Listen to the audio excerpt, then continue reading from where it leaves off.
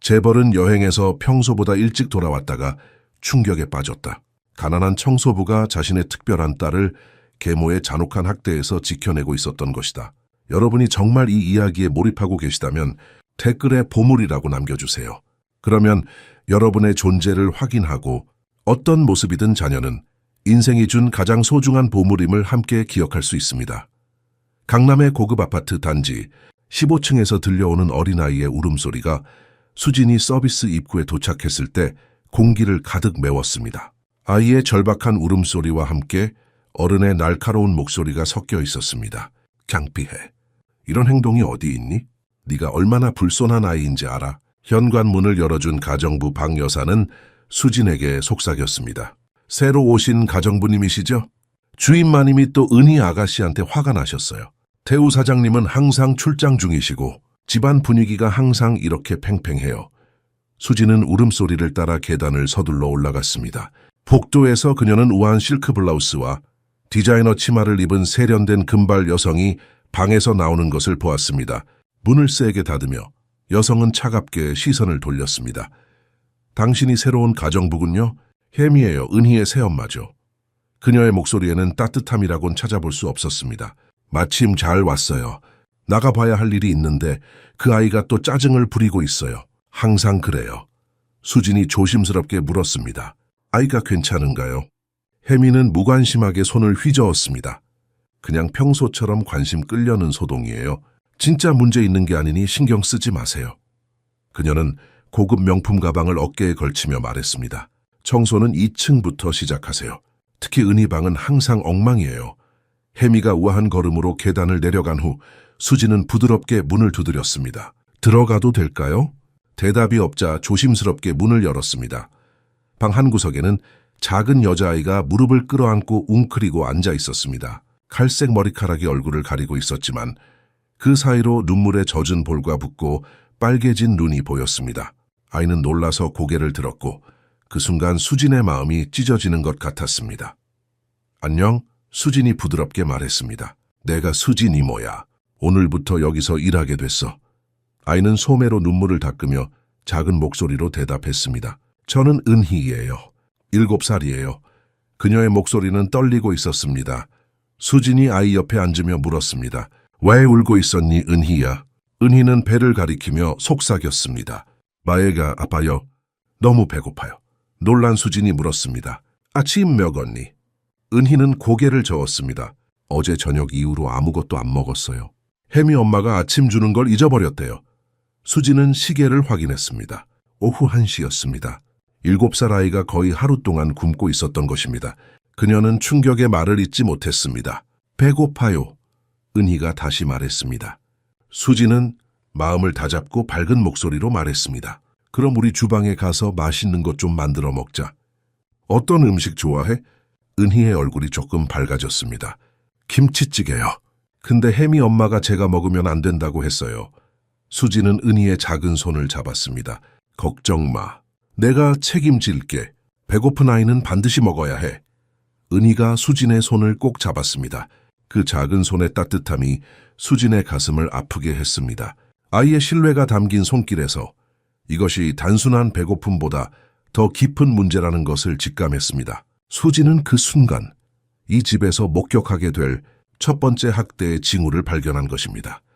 수진은 은희의 손을 잡고 아파트의 넓은 주방으로 향했습니다. 한국의 고급 아파트답게 최신식 주방기구가 깔끔하게 정리되어 있었지만 어딘가 차가운 느낌이 감돌았습니다. 마치 사람이 살지 않는 모델하우스 같았습니다. 여기 앉아 있어. 수진이 은희를 키친 아일랜드의 높은 의자에 앉히며 말했습니다. 아이의 작은 다리가 의자에서 달랑달랑 흔들렸습니다. 수진은 냉장고를 열어 재료를 꺼내며 은희의 모든 움직임을 주의 깊게 관찰했습니다. 이모, 저 셀 수 있어요. 은희가 갑자기 말했습니다. 수진이 빵 조각을 자르자 은희가 한 조각씩 세기 시작했습니다. 하나, 둘, 셋, 넷. 그녀의 목소리는 작았지만 자랑스러움이 묻어났습니다. 전 10까지 셀 수 있어요. 와, 정말 똑똑하구나. 수진이 진심으로 감탄했습니다. 은희의 작은 얼굴이 칭찬에 환하게 밝아졌습니다. 그 모습에서 수진은 이 아이가 얼마나 칭찬과 인정에 굶주려 있었는지 깨달았습니다. 김치 볶음과 계란 샌드위치를 준비하는 동안 수지는 은희에게 말을 걸었습니다. 학교는 어디 다니니? 은희의 표정이 어두워졌습니다. 아직 유치원이에요. 혜미 엄마가 제가 특별한 케어가 필요하다고 해서 일반 초등학교에 못 간대요. 그녀의 목소리에는 혼란과 상처가 묻어 있었습니다. 수진이 샌드위치를 내밀자 은희는 마치 평생 굶은 사람처럼 허겁지겁 먹기 시작했습니다. 한 입 베어 물 때마다 아이의 눈에는 안도감이 번졌습니다. 천천히 먹어 채할라. 수진이 부드럽게 말했습니다. 그러다 문득 질문했습니다. 희애미, 어머니는 자주 밥을 안 주시니? 은희는 잠시 멈추더니 조심스럽게 주위를 살폈습니다. 마치 누군가 엿듣고 있는지 확인하는 것 같았습니다. 그리고는 작은 목소리로 말했습니다. 혜미 엄마는 제가 나쁜 아이라고 항상 말해요. 나쁜 아이는 밥을 많이 먹으면 안 된대요.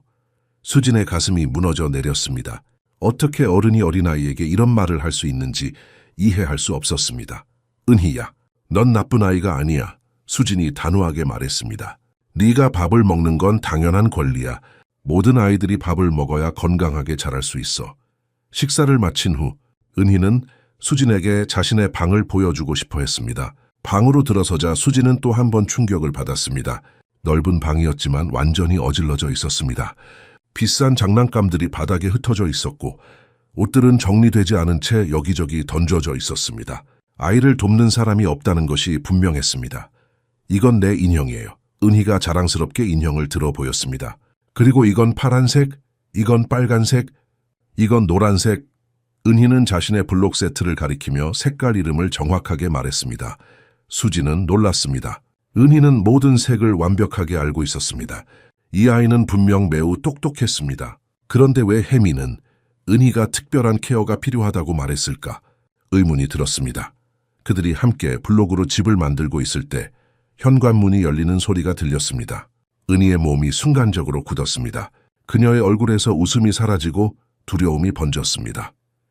혜미 엄마가 왔어요. 은희가 속삭였습니다. 계단을 오르는 발소리가 가까워질수록 은희는 점점 더 작게 몸을 웅크렸습니다. 그 순간 수지는 이 집에서 일어나는 일이 단순한 식사 거부보다 훨씬 더 심각하다는 것을 깨달았습니다. 은희의 눈에 비친 공포는 매일 경험하는 깊은 두려움의 반영이었습니다. 혜미가 방 문간에 나타났을 때 은희와 수진이 함께 놀고 있는 모습을 보고 그녀의 표정이 순식간에 변했습니다. 그 화려한 얼굴에 불쾌함이 스쳐 지나갔습니다. 마치 고급 도자기에 금이 간 것처럼 그녀의 완벽한 표정이 흐트러졌습니다. 은희 뭐 하고 있니? 혜미의 목소리는 부드러웠지만 그 속에는 날카로운 칼날이 숨겨져 있었습니다. 은희는 수진을 향해 조심스럽게 손가락을 가리켰습니다. 수진 이모가 밥 줬어요. 혜미의 시선이 수진에게 꽂혔습니다. 가정부님, 먼저 물어보셨어야죠. 은희는 식사 시간이 정해져 있어요. 규칙적인 생활이 중요하거든요. 지금 먹으면 저녁을 안 먹을 거예요. 수진은 침착하게 대답했습니다. 죄송합니다만 은희가 배고프다고 해서요. 아침을 못 먹었다고? 그건 오해예요. 혜미가 빠르게 끼어들었습니다. 그녀는 은희를 향해 인위적인 미소를 지었습니다. 은희야, 넌 시간이 있다는 걸 알잖아? 기다려야 한다고 엄마가 늘 얘기하지. 은희는 혼란스러운 표정으로 수진과 혜미 사이를 번갈아 보았습니다. 그녀의 작은 눈썹이 모아지며 이해하려 애쓰는 모습이었습니다. 한국 가정에서 어른의 말씀에 거역하는 것은 큰 신뢰였지만 아이의 눈에는 분명한 의문이 어려 있었습니다. 가정부님이 일하는 동안 조용히 있어야 해. 혜미가 명령조로 말했습니다. 우리 은희는 착한 아이니까 그렇지? 은희는 즉시 고개를 끄덕였습니다. 그 순간 수지는 아이가 이미 자신의 감정보다 어른의 기대에 맞추는 법을 배웠다는 것을 깨달았습니다. 한국 사회에서 흔히 기대되는 복종이 이 어린아이에게는 생존의 방식이 되어버린 것입니다. 혜미가 잠시 방을 나간 사이 은희가 수진에게 다가와 작은 목소리로 속삭였습니다. 혜미 엄마가 저를 아프게 해요. 수진의 온몸에 한기가 흘렀습니다. 그것은 단순한 말이 아니었습니다. 은희의 목소리에 담긴 공포, 그 작은 눈동자에 비친 두려움이 진실을 말해주고 있었습니다. 하지만 더 물어볼 시간도 없이 복도에서 발소리가 다시 들려왔습니다. 은희는 재빨리 장난감을 집어들고 아무 일도 없었다는 듯 놀이에 집중하는 척했습니다. 어린 나이에 이미 상황을 읽고 자신을 보호하는 법을 터득한 것입니다. 혜미가 다시 방으로 들어왔습니다. 은희야, 장난감 정리하자. 방이 너무 지저분해. 아빠가 오시면 마음에 안 들어 하실 거야. 은희는 즉시 장난감을 모으기 시작했습니다. 그녀의 작은 손이 서두르는 모습에서 공포가 느껴졌습니다. 너무 서둘러 블록 몇 개를 떨어뜨렸고 그 소리에 혜미의 표정이 일그러졌습니다. 정말 덤벙대는구나. 혜미가 소리쳤습니다. 그녀는 은희의 팔을 세게 잡았고 아이의 하얀 피부 위에 붉은 자국이 즉시 나타났습니다. 항상 이렇게 어질러 놓고 엄마를 힘들게 하고 아빠가 이런 모습 보시면 얼마나 실망하실지 알아. 은희의 눈에 눈물이 고였지만 소리내어 울지는 않았습니다. 그저 입술을 깨물며 눈물을 참았습니다. 혜미는 은희의 눈물을 보고 더 화를 냈습니다. 너 울어? 아빠는 울보딸 싫어하시잖아. 울음소리 그만. 수지는 모든 것을 지켜보면서 손을 꽉 쥐었습니다. 참는 것이 얼마나 어려운지, 하지만 지금 개입했다가는 일자리를 잃고 은희를 도울 기회마저 잃을 수 있었습니다. 혜미의 행동은 명백한 학대였지만 수지는 전략적으로 움직여야 했습니다.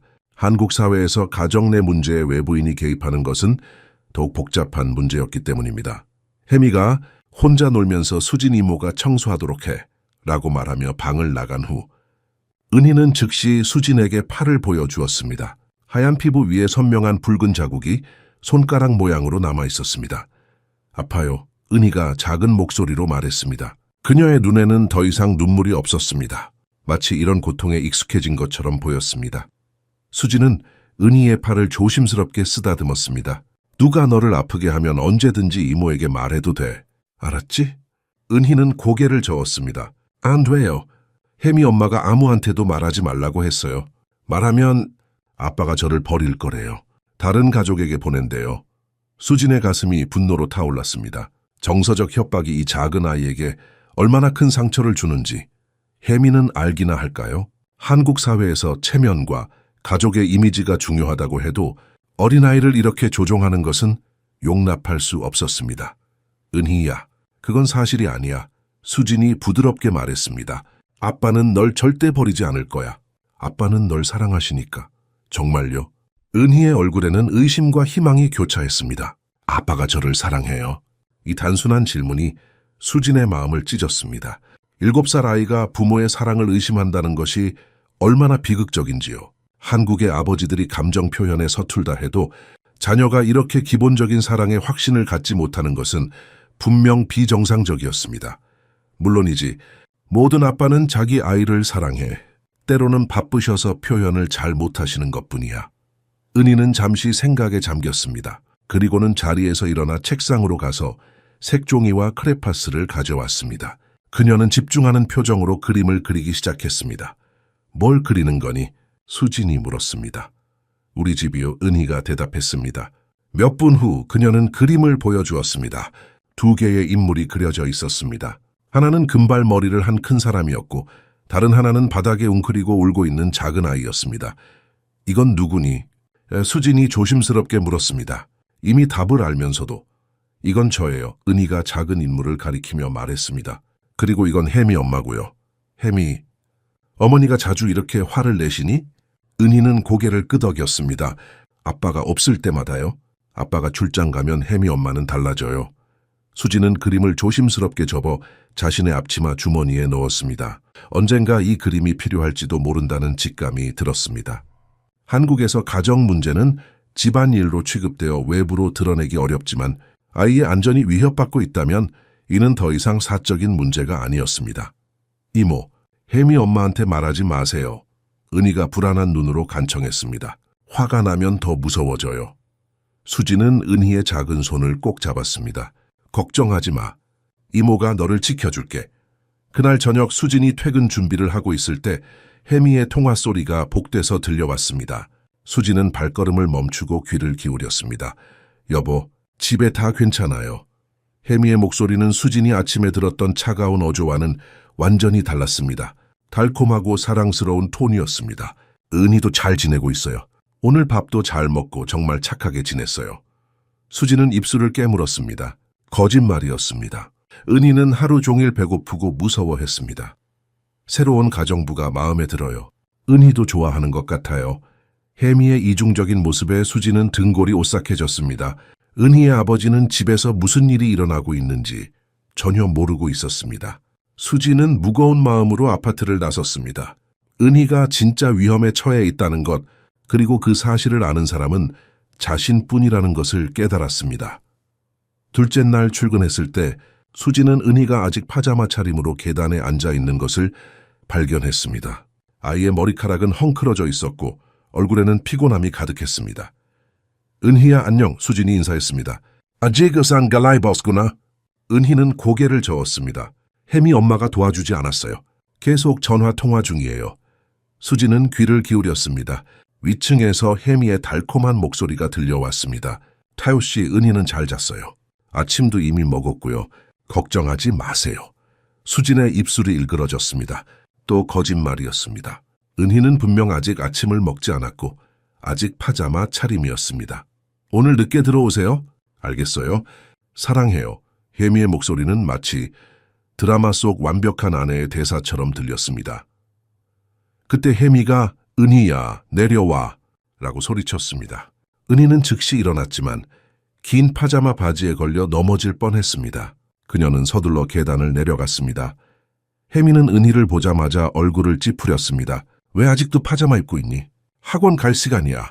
아무도 깨우지 않았어요. 은희가 조심스럽게 대답했습니다. 내가 네 부모냐? 혜미가 날카롭게 말했습니다. 그녀의 완벽하게 화장된 얼굴 뒤에 숨겨진 분노가 드러났습니다. 7살이면 혼자 옷 입을 수 있어야지. 이런 식으로 아빠를 실망시키고 싶니? 은희의 어깨가 축 늘어졌습니다. 자신이 또 잘못했다고 느끼는 표정이었습니다. 수지는 가슴이 아팠습니다. 한국 사회에서 자녀에게 독립심을 가르치는 것은 중요하지만 이것은 교육이 아니라 반김이었습니다. 제가 도와드릴게요. 수진이 말했습니다. 은희 씨, 함께 옷을 골라볼까요? 혜미는 수진을 향해 차가운 미소를 지었습니다. 고마워요, 수진 씨. 오늘은 특별히 도와주세요. 하지만 은희가 스스로 할 수 있게 해야 해요. 너무 응석바디로 키우면 사회생활에 적응하지 못할 테니까요. 그녀는 우아하게 현관으로 향했습니다. 저는 잠시 정원에 있을게요. 중요한 전화가 와서요.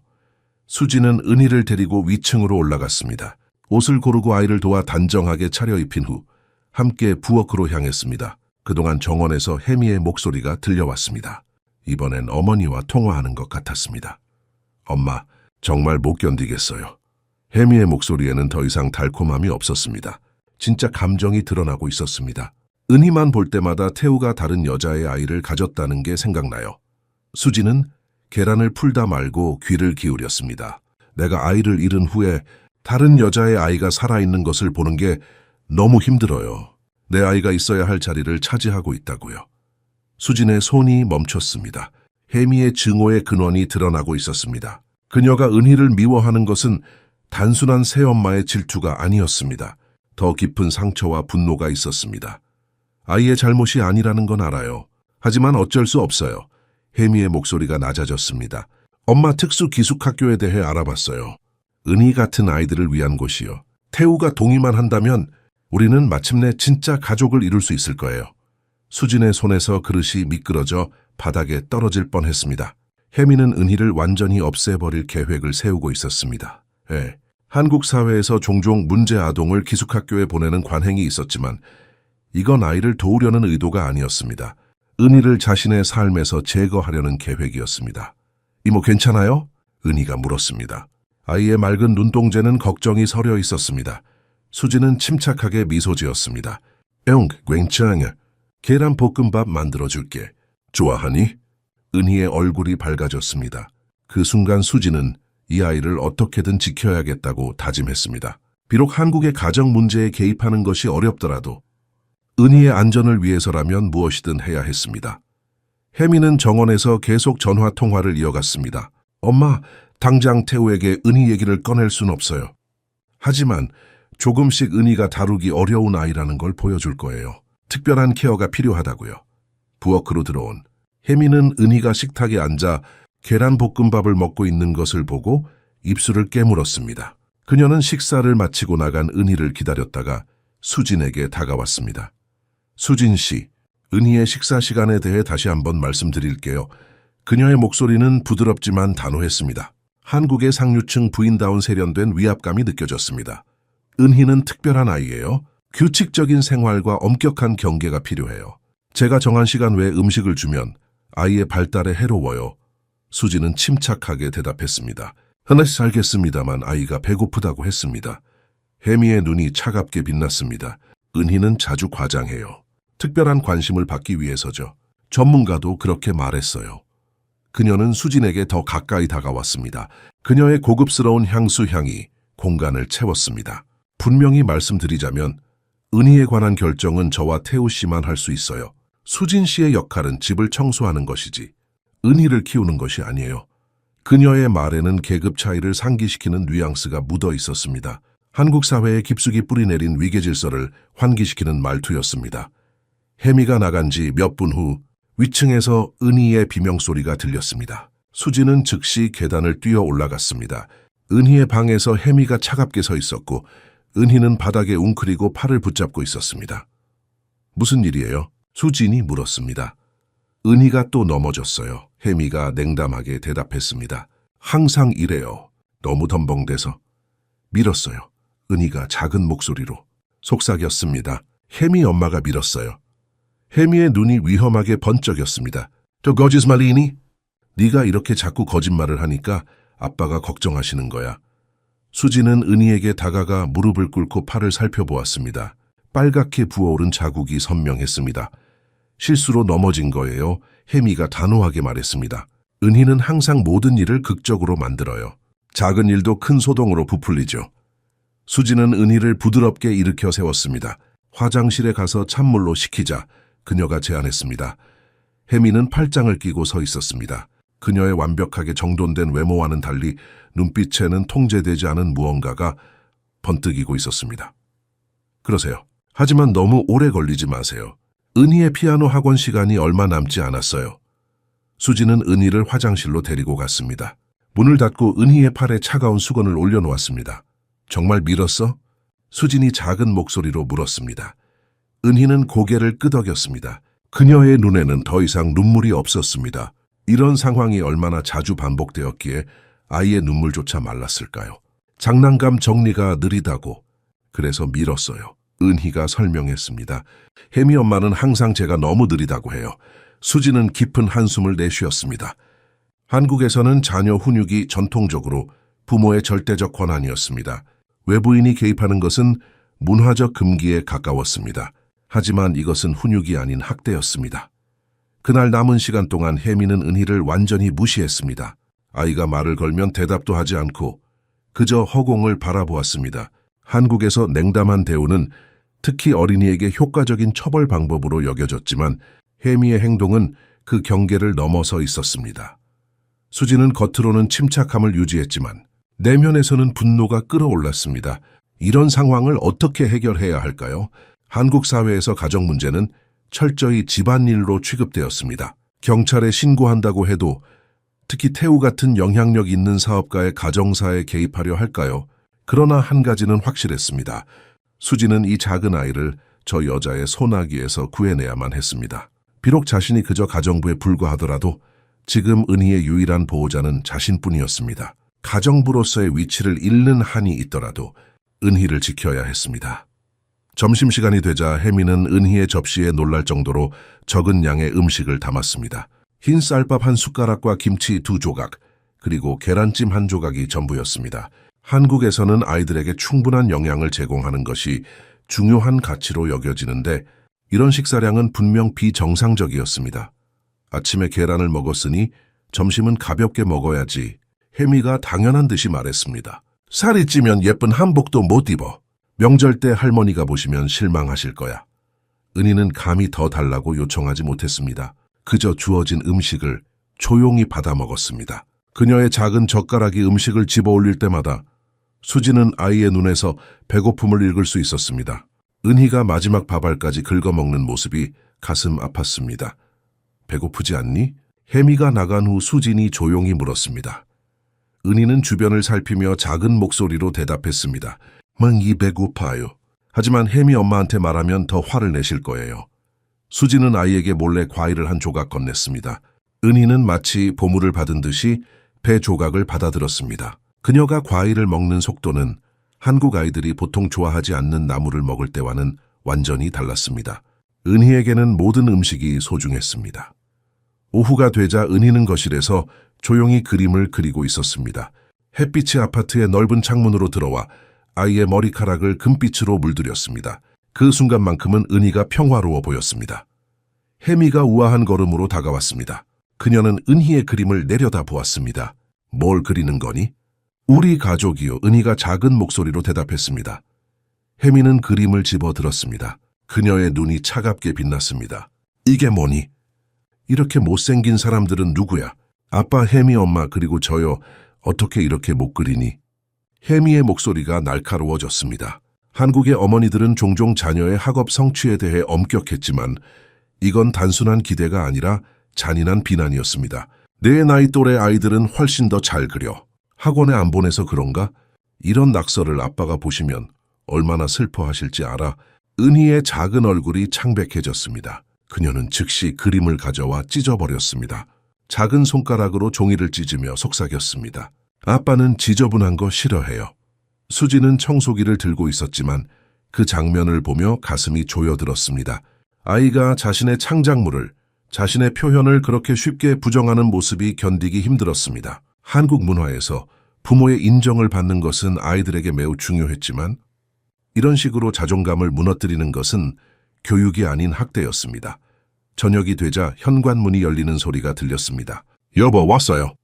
혜미의 변신은 마치 마술을 보는 것 같았습니다. 그녀의 차갑고 딱딱한 표정이 사라지고 얼굴에는 따스하고 사랑스러운 미소가 번졌습니다.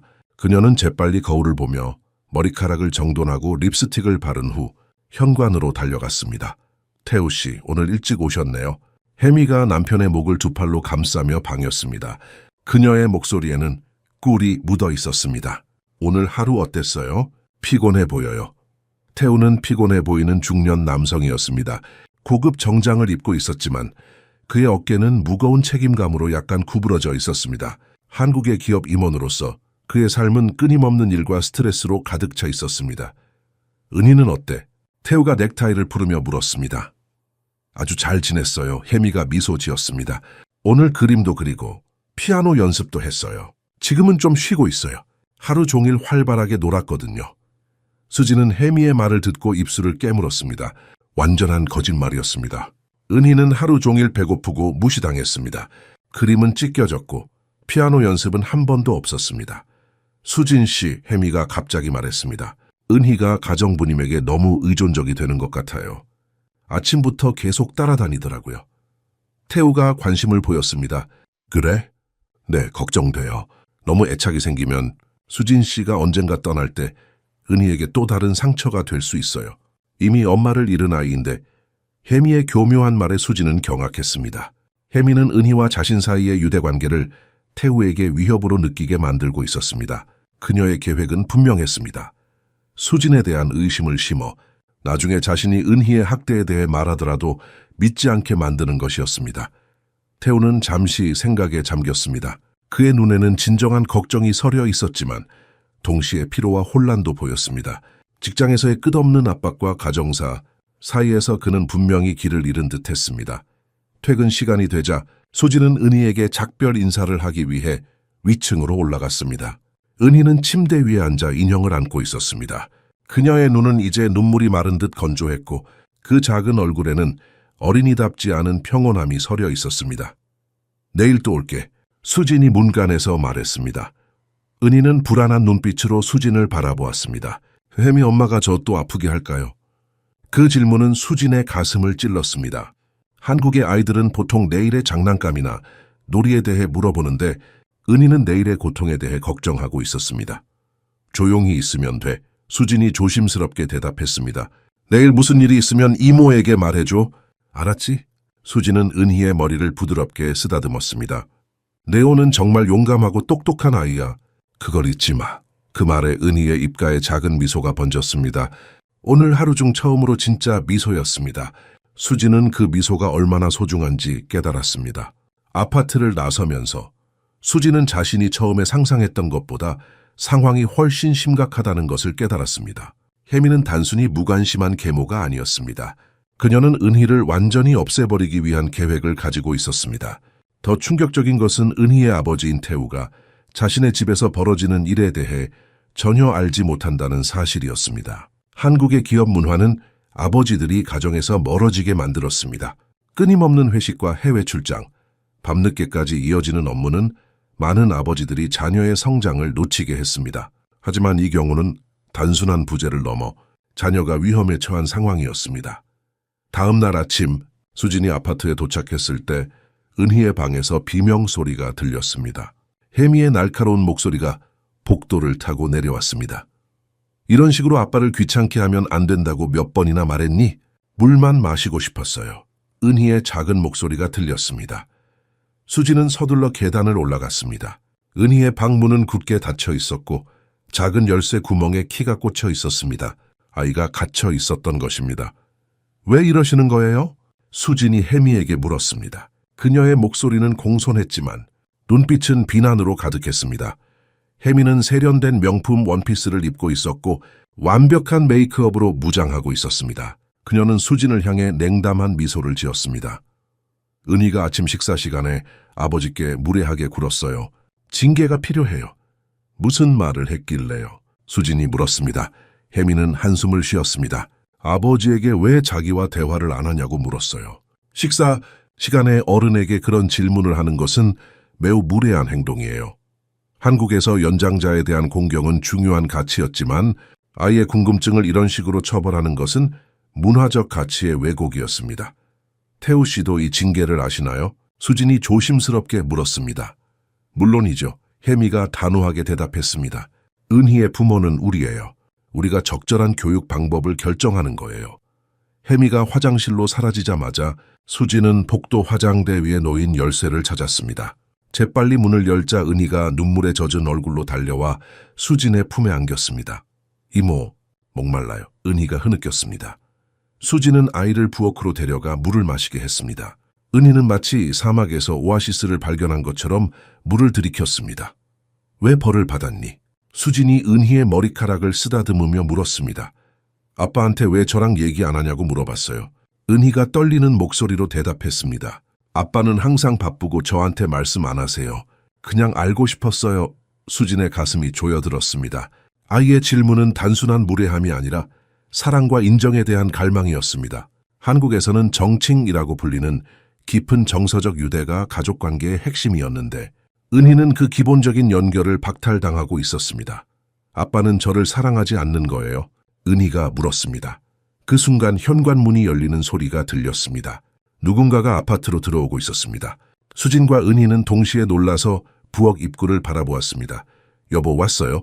혜미의 목소리가 복도에서 들려왔습니다. 오늘 출근 안 하시나요? 중요한 서류를 놓고 왔어. 태우의 목소리가 들렸습니다. 은희의 눈이 커졌습니다. 아빠가 돌아온 것입니다. 수진은 은희의 눈에서 두려움과 희망이 교차하는 것을 볼 수 있었습니다. 이것은 예상치 못한 기회였습니다. 은희가 아버지에게 직접 자신의 감정을 표현할 수 있는 순간이었습니다. 아빠, 은희가 갑자기 소리쳤습니다. 그녀는 부엌에서 뛰쳐나가 현관으로 달려갔습니다. 태우는 서류 가방을 손에 들고 은희가 달려오는 모습에 놀란 듯했습니다. 그의 얼굴에는 당혹감이 번졌습니다. 마치 오랜 시간 동안 보지 못한 누군가를 갑자기 마주친 것 같은 표정이었습니다. 아빠. 은희가 태우의 다리를 꼭 껴안았습니다. 그녀의 목소리에는 절박함과 희망이 뒤섞여 있었습니다. 은희야, 태우가 어색하게 아이의 머리를 쓰다듬었습니다. 무슨 일이니? 아빠는 왜 저랑 얘기 안 해요? 은희가 고개를 들어 아버지를 올려다보며 물었습니다. 그녀의 작은 눈동자는 순수한 궁금증과 상처가 담겨 있었습니다. 태우는 말문이 막힌 듯했습니다. 그는 잠시 침묵했고 그 순간 자신이 언제 마지막으로 딸과 진정한 대화를 나눴는지 기억하려고 애쓰는 것 같았습니다. 한국의 바쁜 기업 임원으로서 그는 아마도 체면과 성공이라는 사회적 압박에 너무 몰두한 나머지 가장 소중한 것을 놓치고 있었을 것입니다. 혜미가 재빨리 계단을 내려왔습니다. 그녀의 얼굴은 평온해 보였지만 눈빛에는 날카로운 경계심이 어려 있었습니다. 여보, 은희가 또 무례하게 굴고 있네요. 방금 제가 훈육하고 있던 참이었어요. 이모가 문 열어줬어요. 은희가 수진을 가리키며 말했습니다. 목말랐는데 물도 안 줬어요. 혜미의 얼굴이 살짝 굳었습니다. 은희야, 또 과장하고 있구나. 너는 아침부터 계속 짜증을 부리고 있잖니. 방에서 조용히 반성하라고 했던 거야. 태우는 혼란스러운 표정으로 혜미와 은희 사이를 번갈아 보았습니다. 한국 사회에서 가장의 역할은 중요했지만 많은 아버지들이 자녀 양육의 세부 사항에는 깊이 관여하지 않았습니다. 그러나 이제 그는 명백한 모순에 직면해 있었습니다. 은희야, 정말로 물을 달라고 했니? 태우가 딸에게 물었습니다. 은희는 고개를 끄덕였습니다. 네, 아바. 목말랐어요. 그리고 그녀는 잠시 망설이다가 용기를 내어 말했습니다. 아빠가 왜 저랑 얘기 안 하는지 정말 궁금했어요. 그 질문에 태우의 얼굴이 붉어졌습니다. 아이의 단순한 질문이 그의 가슴을 찔렀습니다. 한국의 정칭은 말로 표현되지 않더라도 행동으로 전해지는 것이 일반적이지만 이제 태우는 자신이 그 기본적인 정서적 연결조차 제공하지 못했다는 것을 깨달았습니다. 미안하구나. 은희야, 태우가 마침내 말했습니다. 아빠가 많이 바빴어. 오늘 저녁에 돌아와서 같이 이야기하자. 어떤 이야기든 들어줄게. 은희의 눈이 반짝였습니다. 정말요? 약속하시는 거예요? 그럼 태우가 미소 지었습니다. 그것은 오랜만에 보는 진심 어린 미소였습니다. 혜미는 불편한 듯 서 있었습니다. 그녀의 완벽한 가면 뒤로 초조함이 비쳐 보였습니다. 여보, 서류 찾으셨어요? 회사에서 기다리고 있을 텐데. 태우는 고개를 끄덕였습니다. 응, 서재에 있을 거야. 그는 은희의 머리를 한 번 더 쓰다듬었습니다. 저녁에 보자, 은희야. 태우가 서재로 가자 혜미는 은희를 날카롭게 노려보았습니다. 그 눈빛에는 분노와 경고가 담겨 있었지만 곧 태우가 돌아오자 그녀는 다시 완벽한 아내의 모습으로 돌아왔습니다. 오늘 일찍 들어오실 거예요? 혜미가 태우를 현관까지 배웅하며 물었습니다. 최대한 일찍 오도록 할게. 태우가 대답했습니다. 은희와 이야기하고 싶어. 태우가 떠난 후 은희는 하루 종일 들떠 있었습니다. 그녀는 수진에게 계속해서 아빠와의 대화에 대해 이야기했습니다. 아빠가 저랑 이야기할 거래요. 제 말을 들어준대요. 수진은 은희의 행복한 모습에 미소 지었지만 한편으로는 걱정이 됐습니다. 혜미가 이 약속을 방해하지 않을까 하는 불안감이 있었습니다. 그리고 그 걱정은 현실이 되었습니다. 그날 저녁 태우가 돌아왔을 때 혜미는 이미 완벽한 변명을 준비해두고 있었습니다. 여보, 은희가 오늘 힘든 하루를 보냈어요. 혜미가 현관에서 태우를 맞이하며 말했습니다. 계속 짜증을 부리고 밥도 제대로 안 먹었어요. 아마 감기가 오려나 봐요. 일찍 재웠어요. 태우의 얼굴에 실망감이 스쳤습니다. 그래? 약속했는데 내일 이야기하시면 돼요. 혜미가 달래듯 말했습니다. 아픈 아이를 깨우는 건 좋지 않잖아요. 태우는 한숨을 쉬며 고개를 끄덕였습니다. 그는 은희의 방으로 올라가 문을 살며시 열고 들여다보았습니다. 은희는 침대에 누워 있었고 이불을 머리까지 덮고 있었습니다. 하지만 수진만이 알고 있었습니다. 은희는 자고 있지 않았습니다. 그저 아빠가 혜미와 갈등을 일으키지 않도록 잠든 척하고 있을 뿐이었습니다. 어린 나이에 이미 어른의 복잡한 관계 역학을 이해하고 있는 것입니다. 다음 날 아침 은희의 슬픈 눈빛이 모든 것을 말해주었습니다. 수진이 아이의 방에 들어갔을 때 은희는 창가에 앉아 바깥을 바라보고 있었습니다. 강남의 높은 아파트에서 보이는 서울의 정경은 아름다웠지만 아이의 눈에는 그 아름다움이 닿지 않는 듯했습니다. 아빠가 약속을 잊어버렸어요. 은희가 작은 목소리로 말했습니다. 그녀의 목소리에는 분노도 실망도 없었습니다. 그저 담담한 사실 확인이었습니다. 마치 이런 실망이 일상적인 것인 양. 혜미 엄마가 아빠한테 거짓말했어. 수진이 조심스럽게 설명했습니다. 네가 아프다고 말했어. 아빠는 널 깨우고 싶지 않으셨던 거야. 은희는 잠시 생각에 잠겼습니다. 그녀의 작은 눈썹이 모아졌습니다. 왜 혜미 엄마는 자꾸 거짓말을 해요? 이 단순한 질문에 수진은 할 말을 잃었습니다. 어떻게 7살 아이에게 어른의 아기를 설명할 수 있을까요?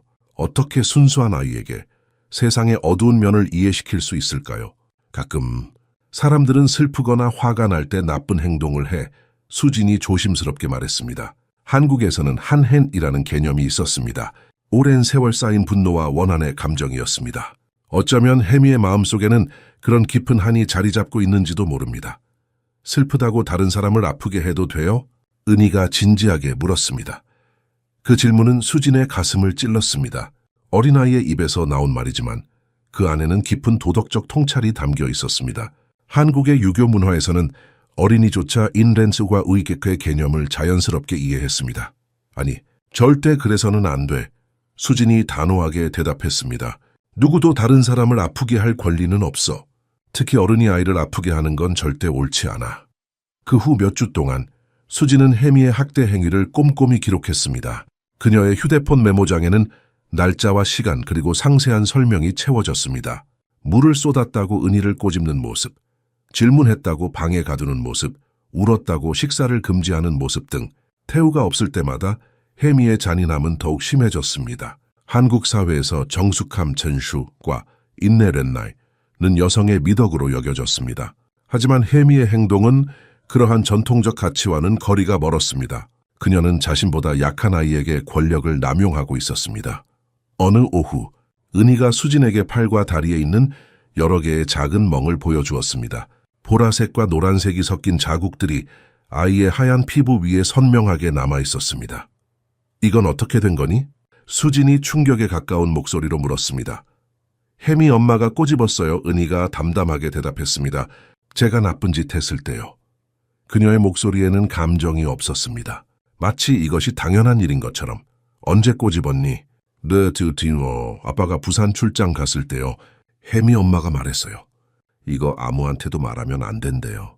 말하면 집에서 쫓겨난대요. 수진의 손이 떨렸습니다.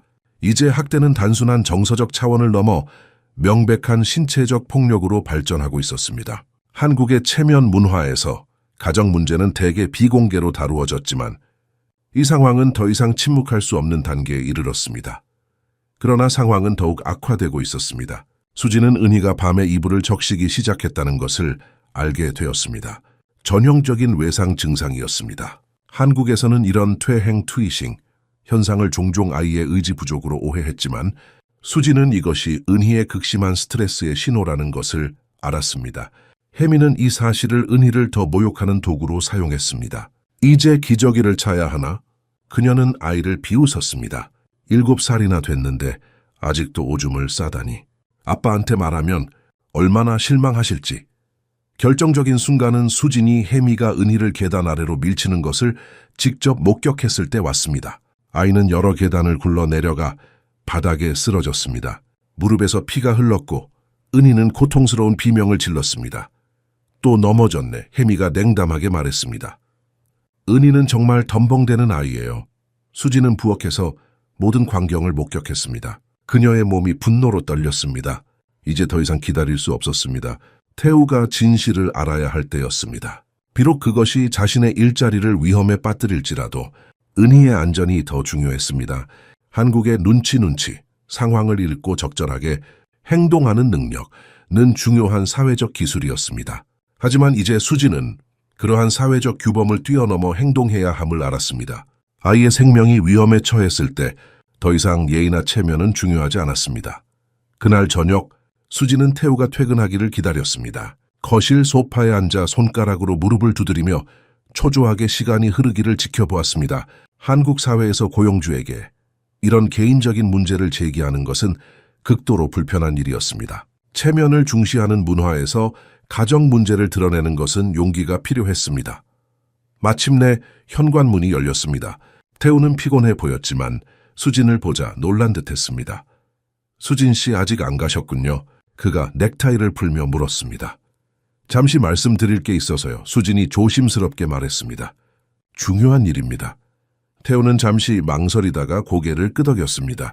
서재에서 이야기할까요? 서재는 고급 원목 책장과 가죽 소파가 있는 우아한 공간이었습니다. 벽에는 태우의 학위증과 사업상 성취를 보여주는 여러 상패들이 걸려 있었습니다. 수지는 이 모든 것이 그에게 얼마나 중요한지 알 수 있었습니다.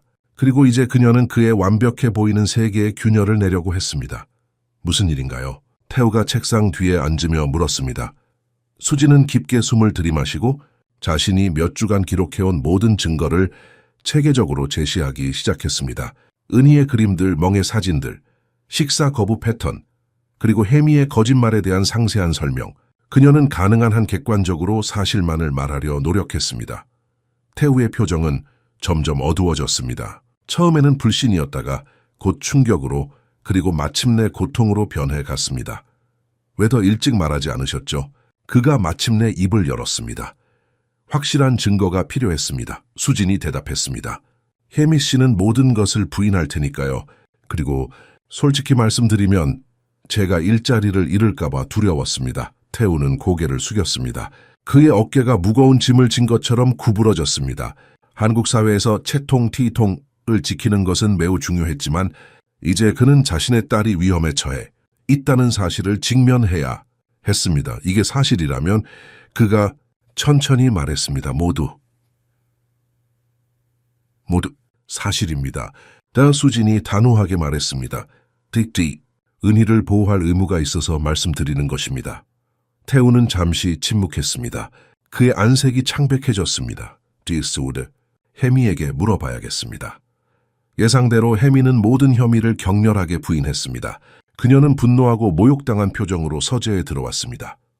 어떻게 가정부의 말을 믿을 수 있어요? 그녀가 울부짖었습니다. 이 여자는 우리 가정을 파괴하려고 해요.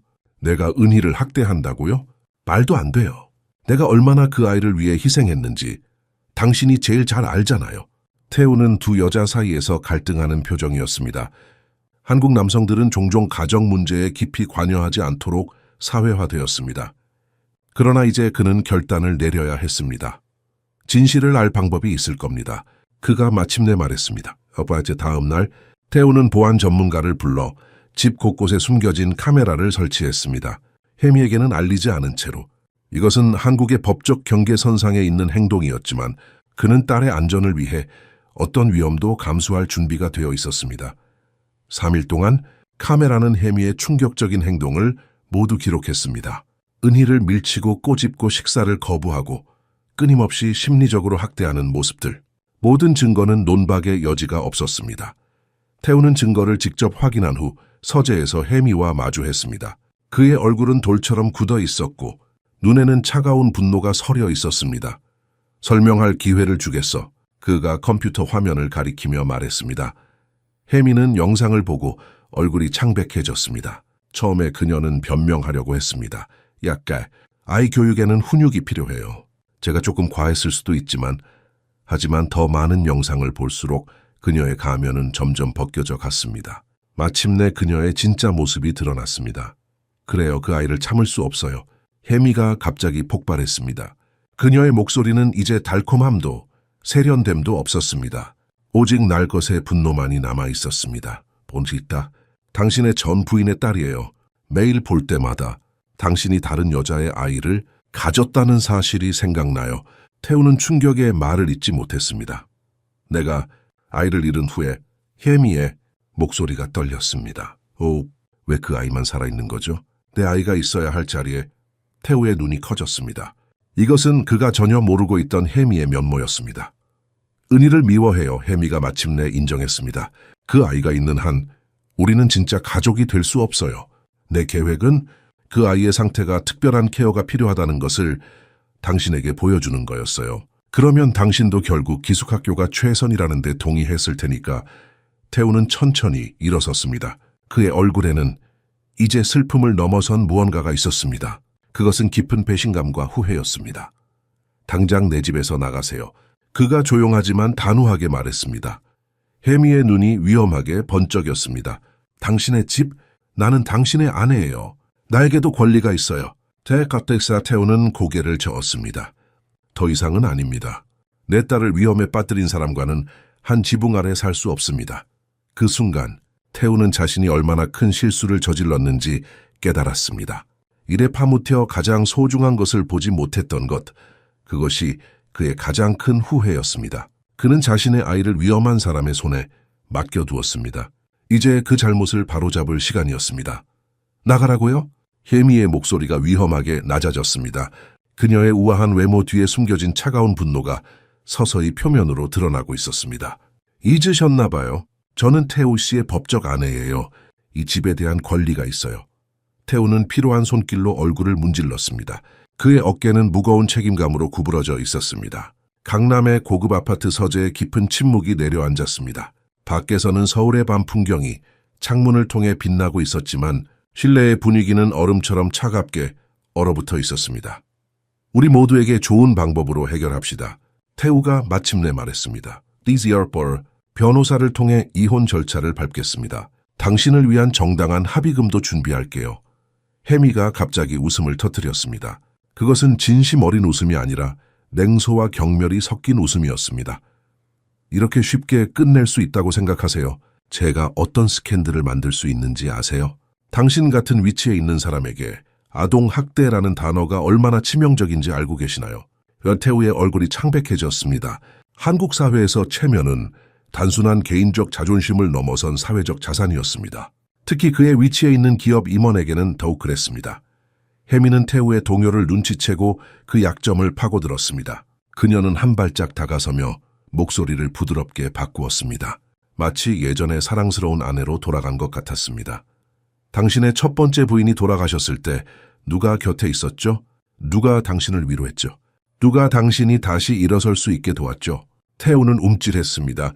혜미의 말은 그의 마음속 깊은 곳을 건드렸습니다. 한국 문화에서 은혜 앤 후이닥는 결코 가볍게 여겨지지 않는 개념이었습니다. 그는 혜미에게 진심으로 감사했었습니다. 첫 번째 아내의 죽음 후 그녀는 정말로 그의 구원자였습니다. 그리고 혜미가 계속했습니다. 제 경력을 포기하고 은희를 돌보기 위해 전업주부가 된 것도 기억하시나요? 제가 얼마나 희생했는지. 그녀의 목소리가 흔들렸습니다. 연기인지 진심인지 구분하기 어려웠습니다. 은희도 제 딸이나 다름없어요. 법적으로도 저는 그 아이의 양육권에 대한 권리가 있습니다. 제가 변호사에게 연락하면 어떤 일이 벌어질지 상상해 보세요. 태우는 서서히 혜미가 얼마나 교묘하게 자신의 지위를 구축해 왔는지 깨달았습니다. 그녀는 단순한 아내가 아니었습니다. 그녀는 전략가였습니다. 영상이 있어요. 태우가 조용히 말했습니다. 당신이 은희를 어떻게 대했는지 모두 녹화되어 있습니다. 혜미의 눈이 잠시 흔들렸지만 곧 다시 자신감을 되찾았습니다. 증거 없이 불법 녹화한 영상은 법정에서 인정되지 않아요. 오히려 당신의 사생활 침해 혐의만 남을 거예요. 그녀는 자신의 무기를 모두 꺼내 들고 있었습니다. 태우는 혜미를 내보내는 것이 생각보다 훨씬 복잡할 것임을 깨달았습니다. 이 긴장된 대화가 이어지는 동안 은희는 자신의 방에서 이불 밑에 숨어 있었습니다. 무서운 소리가 들릴 때마다 그녀는 더 깊이 이불 속으로 파고들었습니다. 복도에서 들려오는 날카로운 목소리와 차가운 대화 조각들이 그녀를 떨게 만들었습니다. 수지는 은희 옆에 앉아 부드럽게 아이의 등을 쓰다듬었습니다. 이츠우이와 가하리tom에. 괜찮아 은하이야. 어른들이 중요한 일을 해결하고 있어. 곧 모든 게 좋아질 거야. 혜미 엄마가 영원히 가게 될까요? 은희가 작은 목소리로 물었습니다. 그녀의 눈에는 두려움과 희망이 동시에 담겨 있었습니다. 수지는 정직하게 대답하고 싶었지만 아이에게 불필요한 걱정을 주고 싶지 않았습니다. 아빠가 너를 지키기 위해 최선을 다하실 거야. 아래층에서 혜미의 마지막 협박이 들려왔습니다. 나는 그냥 떠나지 않을 거예요. 내 권리를 위해 싸울 거고 당신이 얼마나 형편없는 아버지인지 모든 사람에게 보여줄 거예요. 그리고 현관문이 세게 닫히는 소리가 들렸습니다. 일시적인 휴전이었습니다. 태우는 지친 발걸음으로 계단을 올라왔습니다. 그는 은희의 방 앞에서 멈추고 문을 조심스럽게 두드렸습니다. 들어가도 될까? 그의 목소리는 평소보다 부드러웠습니다. 은희는 이불 밑에서 나와 아버지를 바라보았습니다. 태우의 눈에는 딸을 바라보는 새로운 시선이 담겨 있었습니다. 그것은 후회와 사랑, 그리고 결단력이 섞인 복잡한 감정이었습니다. 은희야, 아빠가 약속할게. 그가 딸의 작은 손을 잡으며 말했습니다. 이제부터는 네가 안전하도록 지켜줄게. 혜미는 더 이상 너를 아프게 하지 못할 거야. 은희의 눈에 희미한 믿음의 빛이 돌아왔습니다. 그것은 작지만 의미 있는 시작이었습니다. 혜미가 떠난 후 며칠 동안 아파트에는 조심스러운 고요함이 내려앉았습니다. 태우는 혜미가 언제든 법적 조치를 취할 수 있다는 불안감 속에서도 은희의 일상을 정상화하기 위해 최선을 다했습니다. 변호사와의 상담을 통해 혜미의 접근을 법적으로 제한하는 조치를 취했고 경비원들에게 혜미의 출입을 엄격히 통제하도록 지시했습니다. 은희의 변화는 미묘하지만 분명했습니다. 처음에는 현관문이 열릴 때마다 움찔하고 갑작스러운 소리에 놀라 숨을 곳을 찾곤 했습니다. 마치 혜미가 언제든 다시 나타날 것이라고 예상하는 것처럼 보였습니다. 아이의 이러한 반응은 깊은 심리적 트라우마의 흔적이었습니다. 소리가 나도 놀라지 마. 은희야, 이 수진이 부드럽게 말했습니다. 못이다. 이제 혜미 씨는 여기 없어. 아무도 너를 해치지 않을 거야. 은희는 그 말을 이해하는 듯 했지만 몸의 반응은 자동적이었습니다. 한국의 트라우마 전문가들이 말하는 신체 기억이었습니다. 몸이 기억하는 공포는 이성적 이해보다 더 오래 지속됩니다. 태우는 점점 더 은희의 일상에 관여하기 시작했습니다. 그는 회사에 늦게 출근하고 일찍 퇴근하며 주말에는 온전히 딸과 시간을 보냈습니다. 이것은 한국의 기업 임원에게는 상당히 이례적인 선택이었습니다. 체면과 직장 우선주의라는 사회적 압박을 거스르는 행동이었으니까요. 은희야, 이거 봐. 아빠가 옛날 사진을 찾았어. 태우가 어느 주말 오후 오래된 가족 앨범을 펼치며 말했습니다. 은희의 눈이 커졌습니다. 사진 속에는 젊은 태우와 아름다운 여성이 아기를 안고 있었습니다. 이게 엄마예요? 그래, 내 엄마야. 태우의 목소리가 약간 떨렸습니다. 오리리, 정말 너를 사랑하셨어. 늘 너를 안고 노래를 불러주셨지. 은희는 조심스럽게 사진을 만졌습니다. 엄마 예뻐요. 너를 많이 닮았어. 태우가 미소 지었습니다. 이런 소소한 순간들이 쌓이면서 태우는 혜미와의 결혼 생활 동안 놓쳤던 딸의 많은 특성들을 발견했습니다. 은희가 수학에 재능이 있다는 것, 그림 그리기를 좋아한다는 것, 그리고 무엇보다 호기심이 많고 지적인 아이라는 점을 알게 되었습니다. 아빠, 별은 왜 반짝일까요? 은희가 어느 날 저녁 발코니에서 밤하늘을 보며 물었습니다. 태우는 순간 당황했습니다. 그는 천문학 전문가가 아니었습니다. 하지만 이제 그는 딸의 질문을 무시하지 않았습니다. 자, 정확히는 모르겠지만 함께 알아보자. 내일 도서관에 가서 책을 빌려올까? 은희의 얼굴이 환하게 빛났습니다. 아버지가 그녀의 지적 호기심을 진지하게 받아들인다는 것은 새로운 경험이었습니다. 식사 시간도 완전히 달라졌습니다. 혜미가 있을 때는 긴장과 침묵이 가득했지만 이제 식탁은 웃음과 대화로 가득 찼습니다. 은희는 처음으로 자신이 좋아하는 음식에 대해 자유롭게 이야기할 수 있었습니다. 김치찌개가 제일 좋아요. 그녀가 수진이 준비한 저녁 식사를 먹으며 말했습니다. 혜미 엄마는 항상 제가 너무 많이 먹는다고 했어요.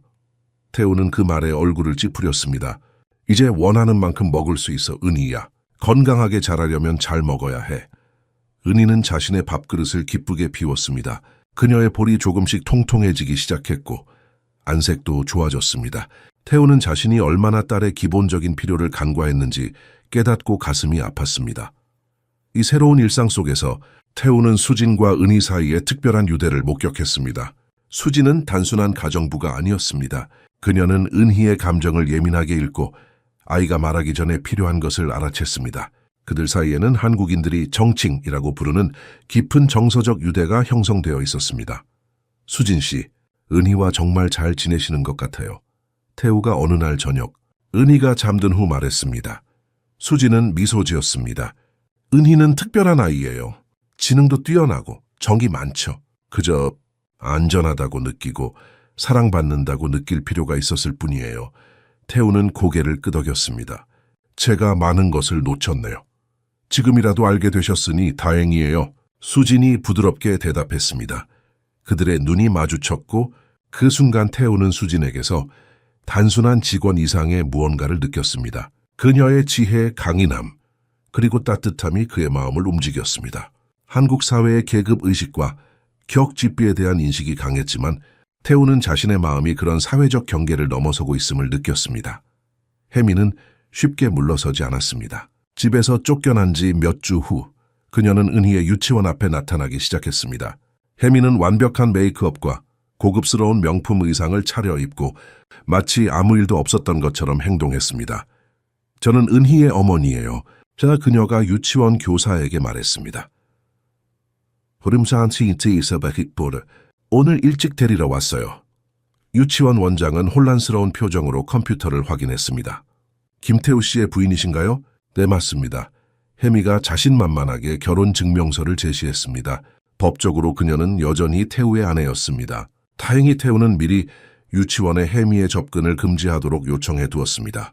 하지만 한국의 교육 시스템에서 가정사는 미묘한 문제였습니다. 체면을 중시하는 문화에서 가정 문제를 공개적으로 논의하는 것은 매우 불편한 일이었습니다. 죄송합니다만 김태우 씨가 특별히 지시하셨습니다. 원장이 정중하게 말했습니다. 이닝 뒤도 은희를 데려갈 수 있는 사람은 아버지와 수진 씨뿐입니다. 혜미의 얼굴이 순간 일그러졌습니다. 하지만 그녀는 곧 미소를 되찾았습니다. 물론이죠. 이해합니다. 다음에 올게요. 그녀는 우아하게 몸을 돌렸지만 그 눈빛에는 냉기가 서려 있었습니다. 이 사건 이후 태우는 변호사를 통해 은희에 대한 혜미의 법적 권리를 명확히 해야 했습니다. 놀랍게도 혜미는 태우의 부재 중에 은희의 법적 후견인으로 자신을 등록해 두었습니다. 그녀는 은희의 학교, 병원 심지어 여권 신청 시에도 자신의 서명이 필요하도록 조치해 두었던 것입니다. 그녀가 계획적으로 법적 근거를 쌓아왔던 거군요. 변호사가 설명했습니다. 이혼 소송이 시작되면 은희에 대한 양육권을 요구할 가능성이 높습니다. 태우는 충격을 받았습니다. 하지만 그녀는 은희를 학대했어요. 증거도 있습니다. 불법적으로 취득한 증거는 법정에서 인정되지 않을 수 있습니다. 변호사가 조심스럽게 말했습니다. 게다가 한국의 가정법원은 전통적으로 어머니에게 유리한 경향이 있습니다. 그 기간 동안 은희는 유치원에 가는 것에 대한 불안감을 보이기 시작했습니다.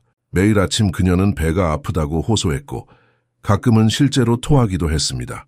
심리학자들이 말하는 신체화 증상이었습니다. 정신적 스트레스가 신체적 증상으로 나타나는 현상입니다. 혜미 엄마가 나를 데려갈까봐 무서워요. 은희가 어느 날 아침 수진에게 고백했습니다. 혜미 엄마는 내가 없어지길 바라는 거 알아요. 수진은 은희의 등교를 돕기 위해 매일 아침 함께 유치원까지 동행하기 시작했습니다. 그녀는 아이에게 안전함을 느끼게 해주는 보호막이 되었습니다. 누구도 널 데려갈 수 없어. 수진이 은희에게 약속했습니다. 마바 레비비이타, 아빠와 내가 항상 지켜줄게. 하지만 상황은 더 복잡해졌습니다. 혜미는 자신이 부당하게 쫓겨났다고 주장하며 법원에 임시 접근 명령을 신청했습니다. 그녀는 자신의 개인 블로그와 SNS를 통해 자신이 불공정하게 대우받고 있다는 이야기를 퍼뜨리기 시작했습니다. 저는 그저 아이를 사랑하는 엄마일 뿐입니다. 그녀는 블로그에 감정적인 글을 올렸습니다. 남편의 갑작스러운 변심으로 가정이 파괴되었습니다.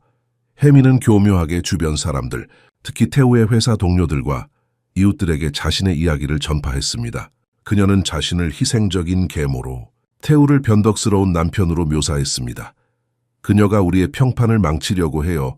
태우가 한밤중에 수진에게 고백했습니다. 제 파트너들이 이미 질문을 하기 시작했어요.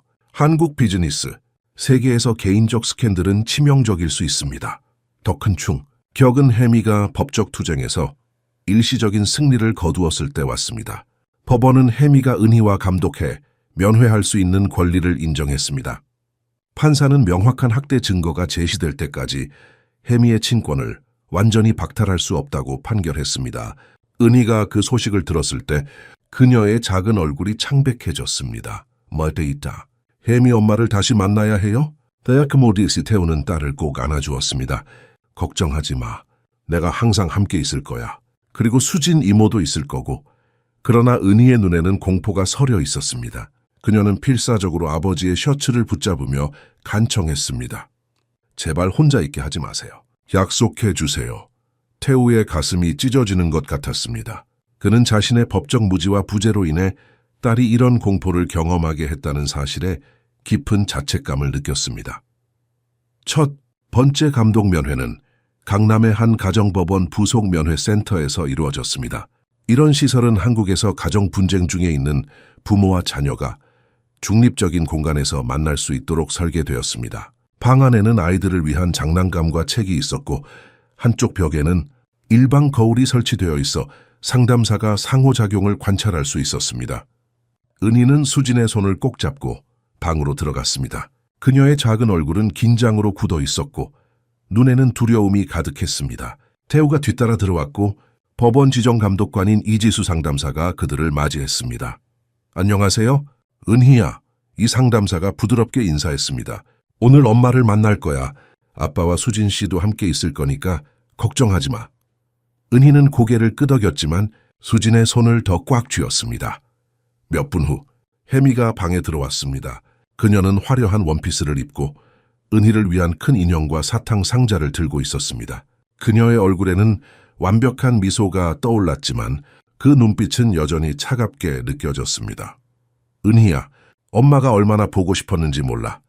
혜미가 팔을 벌리며 다가왔습니다. 은희는 본능적으로 수진의 뒤로 숨었습니다. 그녀의 몸이 떨리기 시작했습니다. 한국의 아이들은 일반적으로 어른에게 공경심을 보이도록 교육받지만 은희의 반응은 더 강력한 무언가가 작용하고 있음을 보여주었습니다. 그것은 생존 본능이었습니다. 인형 줄게, 예쁘지? 혜미가 인형을 내밀었습니다. 엄마가 특별히 골랐어. 은희는 고개를 저었습니다. 싫어요. 혜미의 표정이 잠시 흔들렸지만 곧 다시 미소를 지었습니다. 그럼 나중에 줄게. 어떻게 지냈어? 은희야? 유치원은 재미있어? 은희는 대답하지 않았습니다. 그녀는 고개를 숙인 채 수진의 옷자락을 꼭 붙잡고 있었습니다. 이 상담사는 조용히 메모를 적으며 이 상호작용을 관찰했습니다. 혜미 씨, 은희에게 공간을 좀 주는 게 어떨까요? 태우가 제안했습니다. 아이가 적응할 시간이 필요해 보이네요. 혜미는 태우를 날카롭게 쳐다보았지만 감독관 앞에서 감정을 드러내지 않으려 노력했습니다. 물론이죠. 은희야, 엄마가 여기 앉아 있을게. 준비되면 이야기하자. 30분이 지나도 은희는 혜미에게 다가가지 않았습니다. 그녀는 수진과 함께 반대편에 앉아 책을 보고 있었습니다. 혜미의 인내심이 점점 소진되는 것이 느껴졌습니다. 은희야, 이제 와서 엄마랑 좀 이야기하자. 혜미가 약간 강한 어조로 말했습니다. 엄마가 내 머리 빗겨줄게. 그 말에 은희의 얼굴이 창백해졌습니다. 그녀는 본능적으로 머리를 감쌌습니다. 혜미가 그녀의 머리카락을 빗질해주는 것은 명백히 고통스러운 기억과 연결되어 있었습니다. 싫어요. 은희가 작게 중얼거렸습니다. 아파요. 혜미는 일어나서 은희에게 다가갔습니다. 아리와 은희야. 엄마는 아프게 하지 않아. 예쁘게 해줄게. 그녀가 손을 뻗자 은희는 갑자기 비명을 질렀습니다. 그것은 단순한 불안이 아닌 순수한 공포의 표현이었습니다. 그녀는 수진의 품에 안겨 울기 시작했고 전신이 격렬하게 떨렸습니다. 멈추세요. 태우가 단호하게 말했습니다. 딸이 당신을 두려워하는 게 보이지 않습니까? 의 상담사가 즉시 개입했습니다. 오늘은 여기까지 하는 게 좋겠습니다. 은희 양이 너무 불안해하네요. 그 여자가 은희를 세뇌시켰어요. 혜미가 갑자기 소리쳤습니다. 그녀는 수진을 향해 손가락을 가리켰습니다. 저 가정부가 내 딸을 빼앗으려고 해요. 이 상담사는 모든 내용을 꼼꼼히 기록했습니다. 혜미의 갑작스러운 감정 폭발, 은희의 심각한 공포 반응, 그리고 그 사이의 역학관계, 모든 것이 공식 보고서에 포함될 중요한 관찰이었습니다. 첫 번째 감독 면회 후 태우는 아동 심리학자에게 은희의 평가를 요청했습니다. 한국의 정신건강 서비스는 여전히 일부 사회적 낙인이 있었지만 태우는 딸의 건강이 그런 편견보다 중요하다고 생각했습니다. 심리학자의 보고서는 명확했습니다. 은희는 혜미에게 특정된 외상 후 스트레스 장애, PTSD의 징후를 보이고 있었습니다. 아이의 그림 테스트와 인형놀이에서 심각한 불안과 공포가 드러났습니다. 특히 권위를 가진 여성 인물에 대한 두려움이 뚜렷했습니다. 이 아이는 더 이상의 접촉으로 인한 재회 상화를 피하기 위해 혜미 씨와의 면회를 중단해야 합니다. 심리학자의 보고서는 결론지었습니다. 현재 상태에서 강제적인 면회는 아이의 정신 건강에 심각한 위험을 초래할 수 있습니다. 태우는 이 보고서를 법적 무기로 사용했습니다. 그는 변호사를 통해 긴급 청문회를 요청했고 전문가의 평가를 증거로 제출했습니다. 한국의 법원은 전통적으로 보수적이었지만 아동의 안전과 복지에 관해서는 점차 더 민감해지고 있었습니다. 판사는 모든 증거를 검토한 후 혜미의 면회권을 일시적으로 중단하는 결정을 내렸습니다. 아동의 심리적 안정이 우선되어야 합니다. 추가적인 심리평가가 완료될 때까지 접촉을 제한합니다. 혜미에게는 엄청난 타격이었습니다. 그녀의 법적 전략이 무너지기 시작했습니다. 더 이상 억울한 계모의 이미지를 유지하기 어려워졌습니다. 하지만 태우와 수지는 이것이 단지 시작일 뿐이라는 것을 알았습니다. 혜미는 쉽게 포기하지 않을 것입니다. 혜미와의 면회가 법적으로 중단된 후 은희의 회복은 더욱 뚜렷해졌습니다. 마치 어두운 구름이 걷히고 햇살이 비치기 시작한 것 같았습니다. 은희의 미소가 더 자주 보였고 웃음소리가 아파트에 울려 퍼졌습니다. 그녀의 악몽은 점차 줄어들었고 밤에 이불을 적시는 일도 거의 사라졌습니다. 은희야, 오늘은 무엇을 하고 싶니? 태우가 어느 토요일 아침 딸에게 물었습니다. 은희는 잠시 생각하더니 밝게 대답했습니다. 롯데월드에 가고 싶어요. 혜미 엄마는 제가 시끄럽게 할까봐 데려가지 않았어요. 태우의 가슴이 아팠습니다. 그는 딸이 그토록 평범한 아이의 즐거움을 박탈당했다는 사실에 충격을 받았습니다. 한국의 부모들은 종종 자녀들에게 놀이공원, 동물원, 그리고 다른 교육적 체험을 제공하는 것을 중요하게 여겼습니다.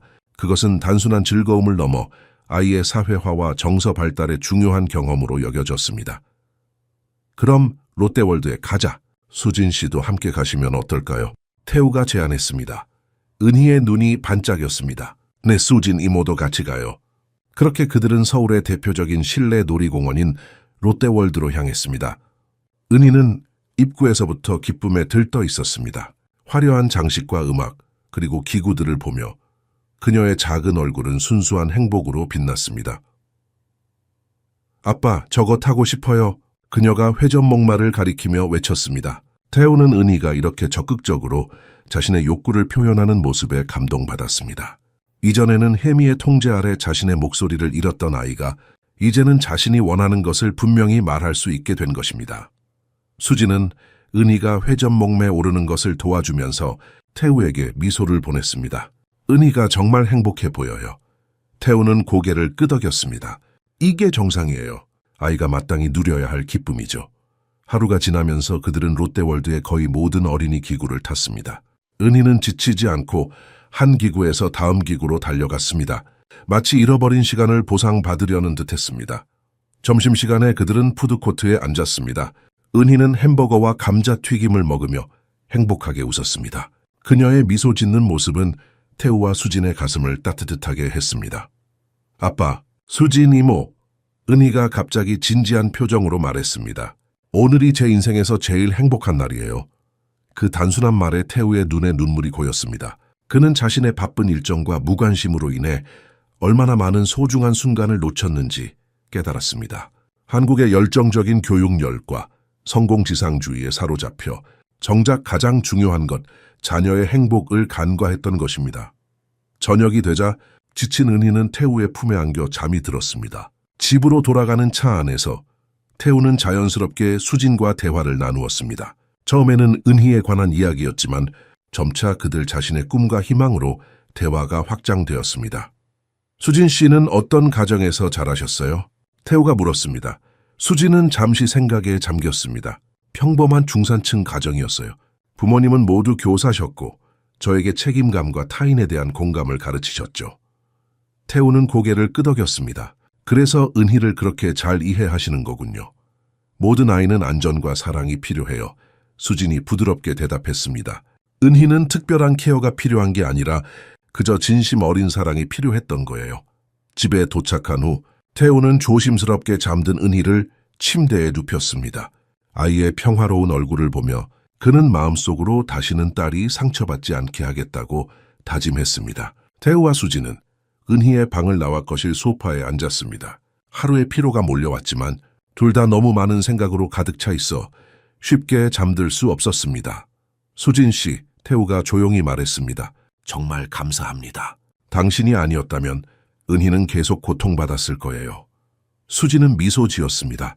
제가 한 일은 그저 진실을 말한 것뿐이에요. 아니요, 훨씬 더 많은 일을 하셨어요. 태우가 진지하게 말했습니다. 당신은 은희에게 어머니가 되어주셨어요. 그 말에 수진의 얼굴이 붉어졌습니다. 한국 사회에서 계급의 경계를 넘어서는 감정은 여전히 복잡한 문제였습니다. 하지만 태우의 눈에서 수진은 더 이상 단순한 가정부가 아니었습니다. 그녀는 그의 가족을 구한 사람이었습니다. 은희가 오늘 저에게 물어봤어요. 수진이 조용히 말했습니다. 수진 이모가 영원히 우리와 함께 살 수 있어요? 라고요. 태우는 수진의 눈을 바라보았습니다. 그 순간 그들 사이에 무언가가 흐르는 것을 느꼈습니다. 그것은 단순한 감사함을 넘어선 더 깊은 감정이었습니다. 한국인들이 인연인緣이라고 부르는 운명적 만남의 감각이었습니다. 다음 몇 주 동안 태우와 수진 사이의 관계는 미묘하게 변화했습니다. 그것은 마치 봄날 꽃봉고리가 서서히 피어나는 것처럼 자연스럽고 아름다운 과정이었습니다. 처음에는 은희에 대한 대화로 시작했지만 점차 그들의 대화는 더 깊어지고 개인적인 영역으로 확장되었습니다. 태우는 수진이 사무실에서 일을 마치고 집에 돌아올 때까지 기다리곤 했습니다. 은희가 잠든 후 그들은 종종 발코니에 앉아 서울의 밤 풍경을 바라보며 이야기를 나누었습니다. 한국의 전통적인 계급 구조에서는 이런 관계가 눈살을 찌푸리게 할 수도 있었지만 태우는 더 이상 그런 사회적 제약에 얽매이고 싶지 않았습니다. 제 첫 번째 아내가 세상을 떠난 후 다시는 진정한 사랑을 느낄 수 없을 거라고 생각했어요. 태우가 어느 저녁 용기를 내어 말했습니다. 하지만 수진 씨를 만난 후 수진의 얼굴이 붉어졌습니다. 그녀는 자신의 감정을 인정하면서도 조심스러웠습니다. 저도 태우 씨에 대한 감정이 있어요. 하지만 상황이 복잡하잖아요. 제가 가정부이고 태우는 그녀의 손을 부드럽게 잡았습니다. 제게는 수진 씨가 단순한 가정부가 아니에요. 당신은 우리 가족을 구했어요. 은희에게 어머니가 되어 주셨고 저에게는 제 인생에 다시 빛을 가져다 주셨어요. 그날 밤 그들은 처음으로 조심스럽게 입술을 맞대었습니다. 그것은 열정적인 키스가 아니라 서로에 대한 깊은 존중과 애정을 담은 부드러운 접촉이었습니다. 한국에서 정칭은 단순한 사랑을 넘어 더 깊고 영적인 연결을 의미했고 태우와 수진 사이에는 바로 그런 전기 흐르고 있었습니다. 하지만 그들의 관계는 단순하지 않았습니다. 태우는 아직 법적으로 혜미와 이혼하지 않은 상태였고 한국 사회에서 이혼은 여전히 낙인이 있었습니다. 특히 그의 기업 임원으로서의 이미지는 중요한 자산이었습니다. 우리가 서두를 필요는 없어요. 수진이 현실적으로 말했습니다. 은희의 치유가 최우선이에요. 나머지는 시간을 두고 천천히 진행하면 돼요. 태우는 고개를 끄덕였지만 그의 눈에는 결연한 의지가 담겨 있었습니다. 맞아요. 하지만 한 가지는 확실해요. 저는 당신과 미래를 함께하고 싶어요. 은희에게 진짜 가족을 선물하고 싶어요. 은희는 어른들이 생각했던 것보다 더 상황을 잘 이해하고 있었습니다. 어느 날 아침 그녀는 수진에게 다가와 조심스럽게 물었습니다. 수진 이모 아빠랑 사랑하는 사이예요? 수진은 놀라서 잠시 말을 잃었습니다. 그녀는 아이에게 어떻게 설명해야 할지 고민했습니다. 글쎄, 은희의 수진이 조심스럽게 시작했습니다. 저는 괜찮아요. 은희가 예상치 못하게 성숙한 태도로 말했습니다. 수진 이모가 저희 엄마가 되면 좋을 것 같아요. 이모는 절대로 저를 아프게 하지 않잖아요. 수진의 눈에 눈물이 고였습니다. 그녀는 은희를 꼭 안아주었습니다. 은희야, 무슨 일이 있어도 너를 아프게 하지 않을 거야. 약속할게. 그 순간 태우가 문간에 서서 이 장면을 지켜보고 있었습니다. 그의 눈에도 감동의 눈물이 맺혔습니다. 그는 자신의 가족이 마침내 제자리를 찾아가고 있다고 느꼈습니다. 그날 저녁 태우는 수진에게 정식으로 마음을 표현했습니다.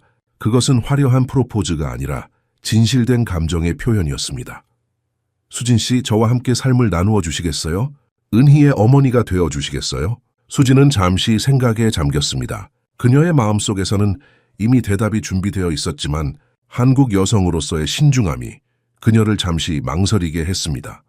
제가 은희를 사랑하는 것처럼 저도 태우 씨를 사랑해요. 그녀가 마침내 대답했습니다. 하지만 우리가 함께하기 전에 모든 법적 문제가 해결되어야 해요. 은희를 위해서라도요. 태우는 고개를 끄덕였습니다. 그는 수진의 지혜와 현실적인 태도에 감사했습니다. 한국에서는 인연인緣이라는 말이 있었습니다. 운명적으로 맺어진 관계를 의미하는 말이었죠. 태우는 수진과의 만남이 바로 그런 인연이라고 확신했습니다. 기다릴게요. 태우가 약속했습니다. 우리의 새로운 시작을 위해 모든 것을 정리할게요. 그날 밤 태우는 변호사에게 전화를 걸어 혜미와의 이혼 절차를 서두르도록 지시했습니다. 그는 더 이상 과거에 묶여있지 않고 새로운 미래를 향해 나아갈 준비가 되어 있었습니다. 비록 한국 사회에서 이혼과 재혼은 여전히 복잡한 문제였지만 그는 자신의 가족의 행복을 위해 그 어떤 장애물도 극복할 각오가 되어 있었습니다. 봄이 서울에 찾아왔을 때 태우와 혜미의 이혼은 마침내 확정되었습니다. 한국에서 이혼은 종종 긴 법적 과정이었지만 은희에 대한 학대 증거와 심리학자의 전문적인 증언이 결정적이었습니다. 법원은 태우에게 은희의 전적인 양육권을 부여했고 혜미의 접근을 영구적으로 제한했습니다. 그날 저녁 태우는 수진에게 정식으로 청혼했습니다. 그는 화려한 레스토랑이나 공개적인 장소를 선택하지 않았습니다. 대신 그들의 특별한 장소인 아파트 발코니에서 서울의 밤하늘을 배경으로 반지를 건넸습니다. 우리 함께 시작해요. 태우가 말했습니다. 진짜 가족으로. 수진의 눈에 눈물이 고였습니다. 그녀는 고개를 끄덕이며 반지를 받아들었습니다. 그 순간 현관에서 작은 박수 소리가 들렸습니다. 은희가 잠옷 차림으로 서 있었고 그녀의 얼굴에는 환한 미소가 번져 있었습니다. 이제 수진 이모가 진짜 제 엄마가 되는 거예요? 그녀가 기쁨에 찬 목소리로 물었습니다. 태우는 은희를 안아들었습니다. 그래, 은희야. 괜찮니? 너무 좋아요. 은희가 외쳤습니다. 그녀는 수진에게 달려가 꼭 안았습니다. 저는 항상 수진 엄마가 우리 가족이었으면 좋겠다고 생각했어요. 그 순간 그들은 진정한 의미의 가족이 되었습니다. 한국에서는 가와만사성, 자허완시청이라는 말이 있습니다. 가정이 화목하면 모든 일이 잘 된다는 뜻입니다. 태우는 이제야 그 말의 진정한 의미를 이해했습니다. 결혼 준비는 은희의 적극적인 참여로 이루어졌습니다. 한국의 결혼식은 종종 화려하고 대규모로 진행되지만 태우와 수진은 소박하고 의미 있는 결혼식을 원했습니다. 무엇보다 은희가 이 과정에 완전히 참여하는 것이 중요했습니다. 이 꽃이 예뻐요. 은희가 꽃집에서 흰 장미를 가리키며 말했습니다. 수진 엄마한테 어울릴 것 같아요. 수진은 은희가 자연스럽게 자신을 엄마라고 부르는 것에 감동했습니다. 그 호칭에는 어떤 강요도 없었습니다. 은희의 마음속에서 자연스럽게 우러나온 표현이었습니다. 웨딩드레스를 고를 때도 은희의 의견이 중요했습니다. 수진은 여러 드레스를 입어보았고 은희는 작은 패션 평론가처럼 진지하게 의견을 제시했습니다. 이거요? 은희가 마침내 결정했습니다. 그것은 화려하지 않지만 우아한 한복 스타일의 드레스였습니다. 전통과 현대가 조화롭게 섞인 디자인이었습니다. 수진 엄마는 공주님처럼 예뻐요. 은희 자신도 작은 한복 드레스를 입기로 했습니다. 그녀는 꽃바구니를 들고 꽃을 뿌리는 역할을 맡게 되었고 그 책임감에 기뻐했습니다. 아빠, 저 반지 잘 들고 갈 수 있어요. 그녀가 진지하게 말했습니다. 떨어뜨리지 않을게요. 태우는 미소를 지으며 고개를 끄덕였습니다. 알아, 은희야. 네가 아주 중요한 일을 맡게 될 거야. 결혼식 날 서울의 작은 정원은 친밀한 분위기로 꾸며졌습니다. 태우의 가까운 친구들과 동료들, 수진의 가족이 모였습니다. 한국의 결혼식은 종종 수백 명의 하객이 참석하는 대규모 행사였지만 이들은 의미 있는 사람들만 초대하기로 했습니다. 은희는 그날의 진정한 주인공이었습니다. 그녀는 작은 한복 드레스를 입고 머리에는 꽃으로 만든 화관을 썼습니다. 그녀의 얼굴에는 순수한 행복이 빛나고 있었습니다. 음악이 흐르고 수진이 입장했습니다. 그녀는 전통적인 한국 신부의 모습과 현대적 세련미가 조화를 이룬 드레스를 입고 있었습니다. 태우의 눈에 눈물이 고였습니다. 그는 수진에게서 아름다움과 지혜, 그리고 진실된 사랑을 보았습니다. 의식이 진행되는 동안 은희는 정중하게 반지를 들고 있었습니다. 그녀의 작은 얼굴에는 책임감과 자부심이 가득했습니다. 사회자가 혹시 이 결혼에 반대하시는 분 계십니까? 라고 물었을 때 은희가 갑자기 작은 목소리로 외쳤습니다. 저는 찬성해요. 모든 하객이 웃음을 터뜨렸고 그 순간 결혼식장은 따뜻한 사랑으로 가득 찼습니다. 태우와 수진은 서로를 바라보며 미소 지었습니다. 그들의 눈에는 약속과 희망, 그리고 무엇보다 깊은 사랑이 담겨 있었습니다. 이제 선언합니다. 두 분은 부부입니다. 박수 소리가 울려 퍼지는 가운데 은희가 달려와 태우와 수진을 함께 안았습니다. 그들은 이제 법적으로도 정서적으로도 하나의 가족이 되었습니다. 결혼식 후 은희는 공식적으로 수진을 엄마라고 부르기 시작했습니다. 그 호칭에는 어떤 어색함이나 불편함도 없었습니다. 마치 항상 그래왔던 것처럼 자연스러웠습니다. 엄마 오늘 너무 예뻐요. 은희가 수진의 손을 잡으며 말했습니다. 우리 이제 진짜 가족이죠? 수진은 은희의 머리를 쓰다듬으며 고개를 끄덕였습니다. 그래, 은희야. 우리는 항상 함께 할 거야. 새로운 가족의 행복은 오래가지 못했습니다. 결혼식 소식이 언론에 보도된 지 일주일 후 혜미는 마지막 카드를 꺼내들었습니다. 그녀는 유명한 법률 사무소를 고용하여 태우의 새 결혼에 법적 이의를 제기했습니다. 이혼 후 재혼까지의 기간이 너무 짧았다는 이유였습니다. 법적으로 문제될 것은 없어요. 태우의 변호사가 설명했습니다. 한국 법에는 재혼 제한 기간이 여성에게만 적용되고 남성에게는 그런 제한이 없습니다. 하지만 혜미 씨의 목적은 법적 승리가 아니라 당신을 괴롭히는 것 같네요. 태우는 고개를 끄덕였습니다. 그는 혜미의 의도를 정확히 이해하고 있었습니다. 한국 사회에서 체면 T이면은 매우 중요했고 혜미는 태우의 사회적 이미지와 명성에 타격을 주려는 것이었습니다. 더 충격적인 사실은 혜미가 사설, 탐정을 고용하여 수진의 과거를 조사했다는 것이었습니다. 그녀는 수진에 대한 어떤 약점이라도 찾아내어 그녀를 은희의 양육자로서 부적합한 사람으로 만들려고 했습니다. 어떤 약점이라도 찾아내세요. 혜미가 탐정에게 지시했습니다. 범죄 기록, 부채, 과거의 불미스러운 관계, 무엇이든지요. 그 여자가 은희의 어머니 역할을 할 자격이 없다는 것을 증명할 수 있는 것이면 됩니다. 하지만 탐정의 조사, 결과는 혜미를 실망시켰습니다. 수진의 과거는 깨끗했고 그녀는 성실하고 정직한 삶을 살아온 사람이었습니다. 대학에서 아동교육을 전공했고 졸업 후에는 경제적 어려움으로 가정부 일을 시작했지만 그녀의 꿈은 언제나 아이들을 돕는 것이었습니다. 이 여자는 완벽해 보입니다. 탐정이 보고했습니다. 어떤 약점도 찾지 못했습니다. 혜미는 분노로 떨었습니다. 그녀의 마지막 희망이 사라져 버렸습니다.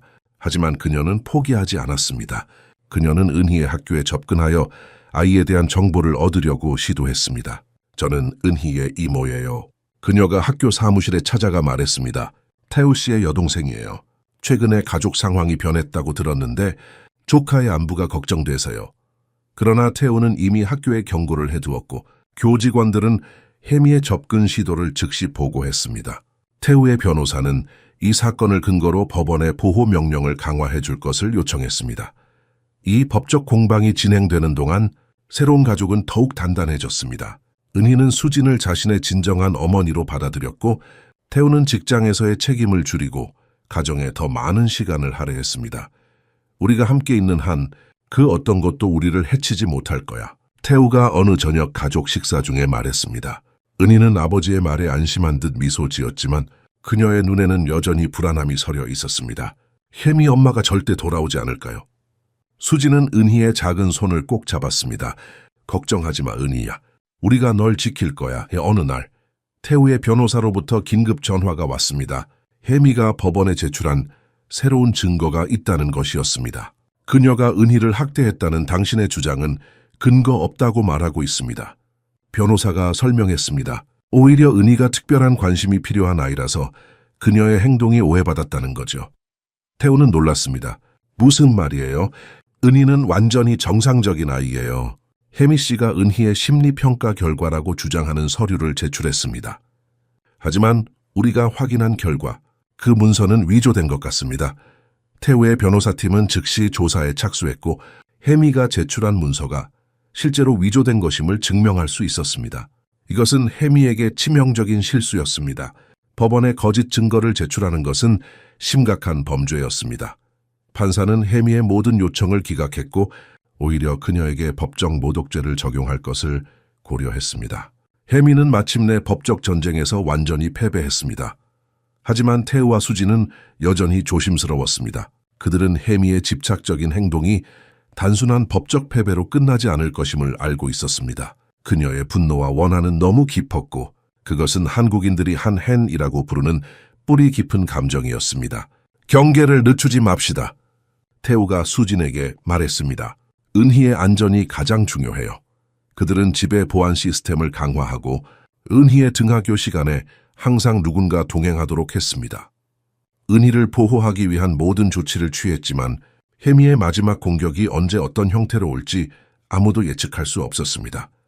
혜미의 위협이 영구적으로 제거된 후 은희의 변화는 더욱 놀라웠습니다. 그녀는 마치 오래된 껍질을 벗어던진 것처럼 새로운 아이로 태어났습니다.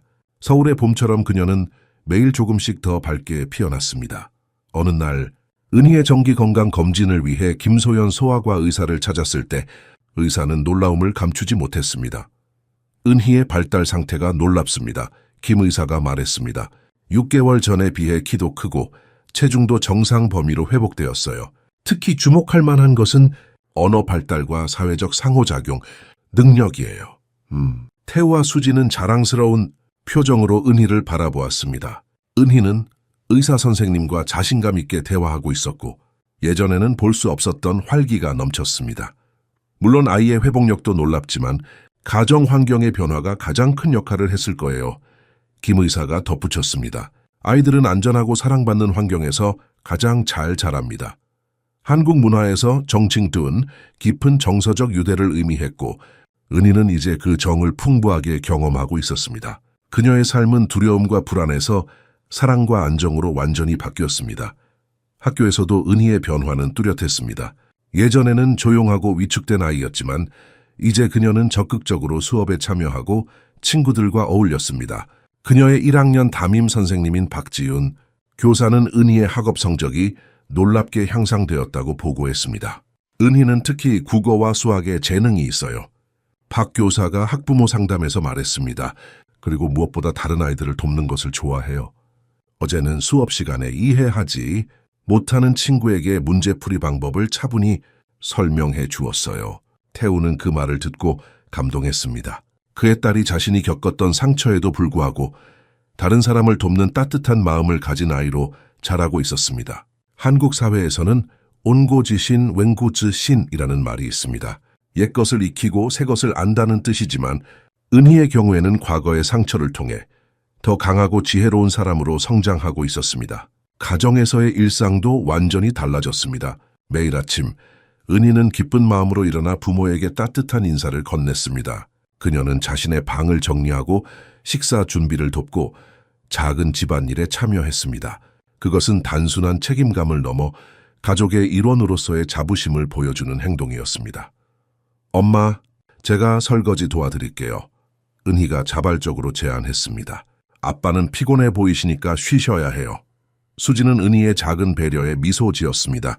그녀는 은희의 발전이 얼마나 놀라운지 매일 실감했습니다. 한 번은 학교에서 나의 가족이라는 주제로 발표를 준비하는 과제가 있었습니다.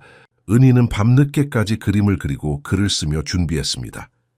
발표 당일 그녀는 자신의 작품을 자랑스럽게 들고 교실 앞에 섰습니다. 제 가족은 특별해요. 은희가 시작했습니다. 왜냐하면 우리 가족은 서로를 선택했기 때문이에요. 교실은 조용해졌고 모든 아이들과 선생님이 은희의 이야기에 귀를 기울였습니다. 저의 수진 엄마는 처음에는 저희 집 가정부였어요. 하지만 엄마는 저를 사랑해 주셨고 제가 슬플 때 항상 곁에 있어 주셨어요. 엄마는 저를 낳지 않았지만 매일 저를 선택해 주셨어요. 그래서 저는 세상에서 가장 행복한 아이예요. 은희의 순수한 말에 선생님의 눈에는 눈물이 고였습니다. 그것은 단순한 아이의 발표가 아니라 사랑과 회복에 대한 깊은 증언이었습니다. 그날 저녁 박 선생님은 태우와 수진에게 특별히 전화를 걸어 은희의 발표에 대해 이야기했습니다. 은희의 이야기가 우리 모두에게 큰 감동을 주었습니다. 그녀가 말했습니다. 아이들이 진짜 가족의 의미에 대해 생각하게 만들었어요. 혈연보다 더 중요한 것이 있다는 것을 알게 해주었죠. 태우와 수진은 서로를 바라보며 미소 지었습니다. 그들은 어려운 과정을 통해 진정한 가족이 되었고 은희는 그 중심에 있었습니다. 어느 날 은희는 수진에게 조심스럽게 다가와 물었습니다. 엄마, 제가 동생을 가질 수 있을까요? 수진은 잠시 놀랐지만 곧 미소 지었습니다. 그럴 수도 있지. 왜 물어보니? 제가 동생에게 엄마가 저에게 가르쳐 주신 모든 것을 가르쳐 주고 싶어요. 은희가 진지하게 대답했습니다. 사랑하는 법, 용감한 법, 그리고 좋은 사람이 되는 법이요. 수진의 눈에 눈물이 고였습니다. 은희가 받은 사랑이 이제 다른 사람에게 나눠주고 싶은 마음으로 자라난 것입니다. 이것이야말로 진정한 치유의 증거였습니다.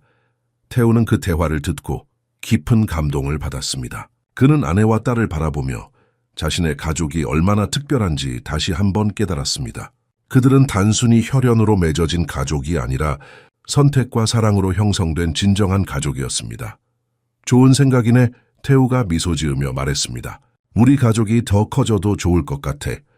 그날 밤 은희는 행복한 꿈을 꾸며 잠들었습니다. 그녀의 침대 옆 탁재는 학교에서 그린 그림이 놓여 있었습니다. 세 사람이 손을 잡고 있는 그림이었고 그 위에는 사랑하는 우리 가족이라고 써 있었습니다. 가을의 단풍이 서울을 붉게 물들인 저녁, 태우와 수지는 아파트 발코니에 앉아 도시의 불빛을 바라보고 있었습니다. 은희는 이미 잠들어 있었고 그들은 조용한 대화를 나누고 있었습니다. 가끔씩 부는 선선한 바람이 수진의 머리카락을 부드럽게 흔들었습니다. 은희가 요즘 정말 달라졌어요. 태우가 커피잔을 들며 말했습니다. 오늘 학교에서 상장을 받아왔더군요. 친절한 학생상이라고. 수진은 미소 지었습니다. 은희는 타고난 따뜻한 마음을 가진 아이예요. 그저 그 마음이 안전하게 표현될 수 있는 환경이 필요했을 뿐이죠. 태우는 고개를 끄덕였습니다. 가끔은 내가 얼마나 많은 것을 놓쳤는지 생각해요. 일에 매달려 있는 동안 은희는 고통받고 있었는데, 그리고 혜미를 어떻게 그렇게 잘못 판단했는지. 수지는 태우의 손을 부드럽게 잡았습니다. 자책하지 마세요. 중요한 것은 지금이에요. 당신은 은희에게 필요한 아버지가 되어주고 있어요. 한국에서는 회한 후이 hen이라는 말이 있습니다. 지나간 일에 대한 깊은 후회와 자책을 의미하는 말입니다. 태우는 그런 회한을 느끼고 있었지만 수진의 위로에 조금씩 마음의 평화를 찾고 있었습니다. 어떤 미래를 꿈꾸세요? 수진이 물었습니다. 태우는 잠시 생각에 잠겼습니다.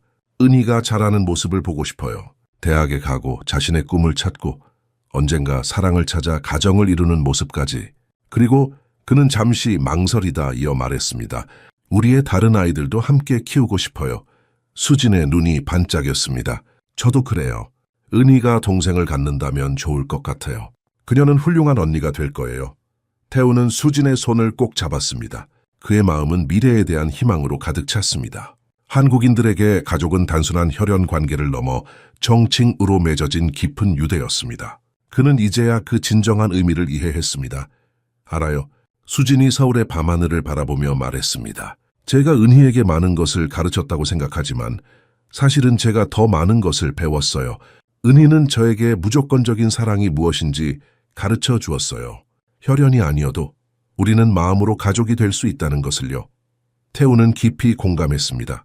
우리 셋이 함께한 이 여정은 제 인생에서 가장 의미 있는 경험이에요. 우리가 함께 만든 이 가족은 그 어떤 혈연 관계보다도 더 진실하고 강합니다. 수지는 태우의 어깨에 머리를 기대었습니다. 그들은 말없이 서울의 밤 풍경을 바라보았습니다. 한강을 따라 반짝이는 불빛들, 남산타워의 밝은 조명, 그리고 그 너머로 펼쳐진 무수한 별들, 그 모든 것이 그들의 미래처럼 밝고 희망찬 것으로 느껴졌습니다. 당신이 우리 가정에 들어온 것은 운명이었어요. 태우가 마침내 말했습니다. 한국인들은 인연인緣을 믿었습니다. 운명적으로 맺어진 관계를 의미하는 말이었죠. 단순한 우연이 아니라 우리 세 사람이 서로를 치유하고 완성시키기 위한 운명이었던 거예요. 수지는 미소 지었습니다. 그녀도 같은 생각이었습니다. 그녀가 태우의 집에 가정부로 들어간 것은 단순한 취업이 아니라 그녀의 삶의 목적을 찾는 여정이었습니다. 은희에게 어떤 가치를 가르치고 싶으세요? 태우가 물었습니다. 수지는 깊게 생각했습니다. 사랑, 용기, 그리고 공감이요. 하지만 무엇보다 선택의 힘을 가르치고 싶어요. 우리는 환경의 피해자가 될 수도 있지만 또한 우리의 미래를 선택할 수 있는 힘도 가지고 있다는 것을요. 은희가 자신의 경험을 통해 다른 사람들을 더 깊이 이해하고 돕는 사람으로 성장했으면 좋겠어요. 태우는 수진의 지혜에 감동받았습니다. 그녀는 단순한 아내나 어머니를 넘어 그의 삶의 동반자이자 정신적 지주였습니다. 한국 사회에서 내조내주는 아내가 남편을 내면에서 도와준다는 뜻이지만 수진과 태우의 관계는 그 이상이었습니다. 그들은 서로에게 힘이 되어주는 진정한 파트너였습니다.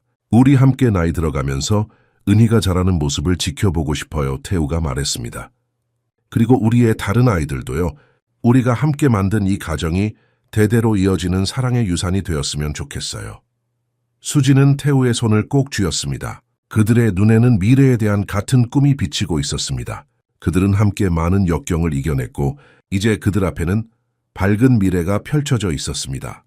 집 안에서는 은희가 평화롭게 잠들어 있었습니다. 그녀의 침대 옆 탁재는 가족 사진이 놓여 있었습니다. 그 사진 속에서 그들은 모두 환하게 웃고 있었습니다. 진정한 행복이 담긴 웃음이었습니다. 그날 밤 태우와 수지는 별이 빛나는 하늘 아래에서 서로에 대한 사랑과 가족에 대한 헌신을 다시 한번 다짐했습니다. 그들이 함께 만든 이 특별한 가족은 혈연이 아닌 선택과 사랑으로 맺어진 더욱 강한 유대였습니다. 그리고 그것이야말로 가장 아름답고 진실된 가족의 모습이었습니다. 3년이 흐른 봄날, 남산공원은 벚꽃으로 가득했습니다. 분홍빛 꽃잎이 부드러운 바람에 흩날리며 공원을 마법 같은 공간으로 만들고 있었습니다. 10살이 된 은희는 2살 배기, 남동생 민호를 안고 벚꽃 아래를 걷고 있었습니다. 민호는 작은 손으로 흩날리는 꽃잎을 잡으려 했고 은희는 그런 동생을 자랑스럽게 바라보았습니다. 민호야, 예쁘지? 은희가 동생의 관심을 꽃으로 더 이끌며 말했습니다. 벚꽃은 잠시만 피었다가 사라져. 그래서 더 소중한 거야. 태우와 수진은 조금 떨어진 곳의 벤치에 앉아 아이들을 지켜보고 있었습니다. 수진의 품에는 갓 태어난 셋째 아이가 안겨 있었습니다. 아기 서연은 평화롭게 잠들어 있었고 그녀의 작은 얼굴은 마치 천사처럼 완벽했습니다. 은희를 봐요. 수진이 미소 지으며 말했습니다. 누가 그 아이가 4년 전에 그 무서워하던 아이였다고 생각이나 할까요? 태우는 고개를 끄덕였습니다. 그의 눈에는 깊은 자부심이 담겨 있었습니다. 은희는 정말 놀라운 아이예요. 그 모든 고통을 지나 이렇게 따뜻하고 강한 아이로 자랐으니까요. 은희는 이제 초등학교 4학년이 되었고 학교에서 반장으로 선출될 만큼 자신감 있고 책임감 있는 아이로 성장했습니다. 그녀의 성적은 우수했고 특히 글쓰기와 미술에서 재능을 보였습니다. 선생님들은 은희의 공감 능력과 친구들을 돕는 태도를 특별히 칭찬했습니다. 어제 은희 담임 선생님이 전화하셨어요. 수진이 말했습니다. 은희가 왕따를 당하는 전학생을 도와준 이야기를 해주셨어요. 다른 아이들에게 그 아이의 입장을 이해시키고 함께 놀 수 있도록 이끌어 주었대요. 태우의 눈가에 자랑스러운 눈물이 고였습니다. 은희는 자신이 겪은 아픔을 통해 다른 이의 고통을 더 깊이 이해하게 된 거예요. 그것이 진정한 성장이죠. 한국에서는 역경을 이겨낸 사람이 진정한 지혜를 얻는다는 말이 있습니다. 은희는 그 말을 몸소 증명하고 있었습니다. 아빠, 엄마! 은희가 동생을 안고 달려왔습니다. 그녀의 얼굴은 기쁨으로 빛나고 있었습니다. 민호가 누나라고 말했어요. 방금 정말 분명하게 말했어요. 정말? 수진이 놀라며 미소 지었습니다. 우리 민호가 벌써? 민호는 수줍은 미소를 지으며 은희의 품에 안겨 있었습니다. 그의 작은 얼굴에는 누나를 향한 무한한 신뢰와 사랑이 담겨 있었습니다. 누나, 그가 다시 한번 작은 목소리로 말했습니다. 태우는 가슴이 벅차오르는 것을 느꼈습니다. 이것이 가족의 의미였습니다. 이런 작고 소중한 순간들이 모여 삶을 의미 있게 만드는 것이었습니다. 그들이 함께 도시락을 펼치고 간식을 나누어 먹을 때 은희가 갑자기 진지한 표정으로 물었습니다. 아빠, 혜미 이모는 지금 어디 있어요? 태우와 수지는 서로를 바라보았습니다. 그들은 오랫동안 혜미에 대해 이야기하지 않았습니다.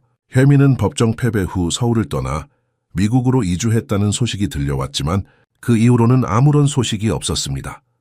아마 멀리 가서 새로운 삶을 살고 있을 거야. 태우가 조심스럽게 대답했습니다. 왜 물어보니? 은희는 잠시 생각에 잠겼습니다. 그녀의 눈에는 더 이상 두려움이 아닌 깊은 이해의 빛이 서려 있었습니다. 어제 학교에서 용서에 대해 배웠어요. 그녀가 말했습니다. 선생님이 말씀하시길 용서는 상대방을 위한 것이 아니라 자신을 위한 것이라고 하셨어요. 저는 혜미 이모를 용서하고 싶어요. 그래야 완전히 자유로워질 수 있을 것 같아요. 수진의 눈에 눈물이 고였습니다. 10살 아이의 입에서 나온 말이라고 믿기 어려울 만큼 깊은 지혜였습니다.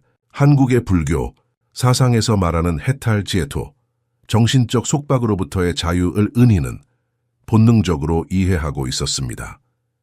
은희야, 수진이 딸의 손을 잡았습니다. 사라이가 그렇게 생각할 수 있다니 정말 대단해. 용서는 가장 어려운 일 중 하나야. 혜미 이모는 아픈 마음을 가지고 있었던 거예요. 그렇죠? 은희가 물었습니다. 그래서 다른 사람을 아프게 했던 거고요. 태우는 고개를 끄덕였습니다. 마야? 모든 사람에게는 자신만의 이야기가 있어. 비록 그것이 그들의 행동을 정당화하지는 않지만 이해하는 데 도움이 되지. 은희는 이제 민호를 품에 안고 새로 태어난 여동생 서연을 내려다보았습니다. 그녀의 눈에는 깊은 보호의 의지가 담겨 있었습니다. 저는 동생들이 항상 사랑받고 안전하다고 느끼게 해줄 거예요. 은희가 단호하게 말했습니다. 제가 그렇지 못했던 것처럼요. 그 말에 태우와 수진의 눈에 눈물이 고였습니다. 그들은 은희를 꼭 안아주었습니다. 이것이 바로 가족의 치유력이었습니다. 상처가 사랑으로 변하고 고통이 지혜가 되는 놀라운 과정이었습니다. 벚꽃이 피 그들 주위로 계속 흩날렸습니다. 한국에서 벚꽃은 무상, 우창, 모든 것의 일시성을 상징했지만 동시에 새로운 시작과 아름다움도 의미했습니다. 마치 그들 가족의 여정처럼 아픔을 지나 더 깊고 의미 있는 사랑으로 표현한 것입니다. 민호가 은희의 품에서 졸기 시작했고 서연도 수진의 품에서 평화롭게 잠들어 있었습니다. 태우는 자신의 가족을 바라보며 깊은 감사함을 느꼈습니다. 사랑해요. 그가 수진과 은희에게 말했습니다. 우리 가족이 내 인생에서 가장 소중한 선물이에요. 은희는 밝게 미소 지었습니다. 저도 사랑해요, 아빠, 엄마. 그녀는 잠든 동생들을 내려다보며 덧붙였습니다. 그리고 민호랑 서연이도요. 우리는 세상에서 가장 특별한 가족이에요. 우리는 서로를 선택했으니까요. 그들이 함께 집으로 돌아가는 길, 봄의 따스한 햇살이 그들을 비추었습니다. 이 가족의 이야기는 혈연이 아닌 선택과 사랑으로 만들어진 진정한 가족의 의미를 보여주었습니다. 그리고 그것이야말로 가장 아름답고 강한 유대였습니다.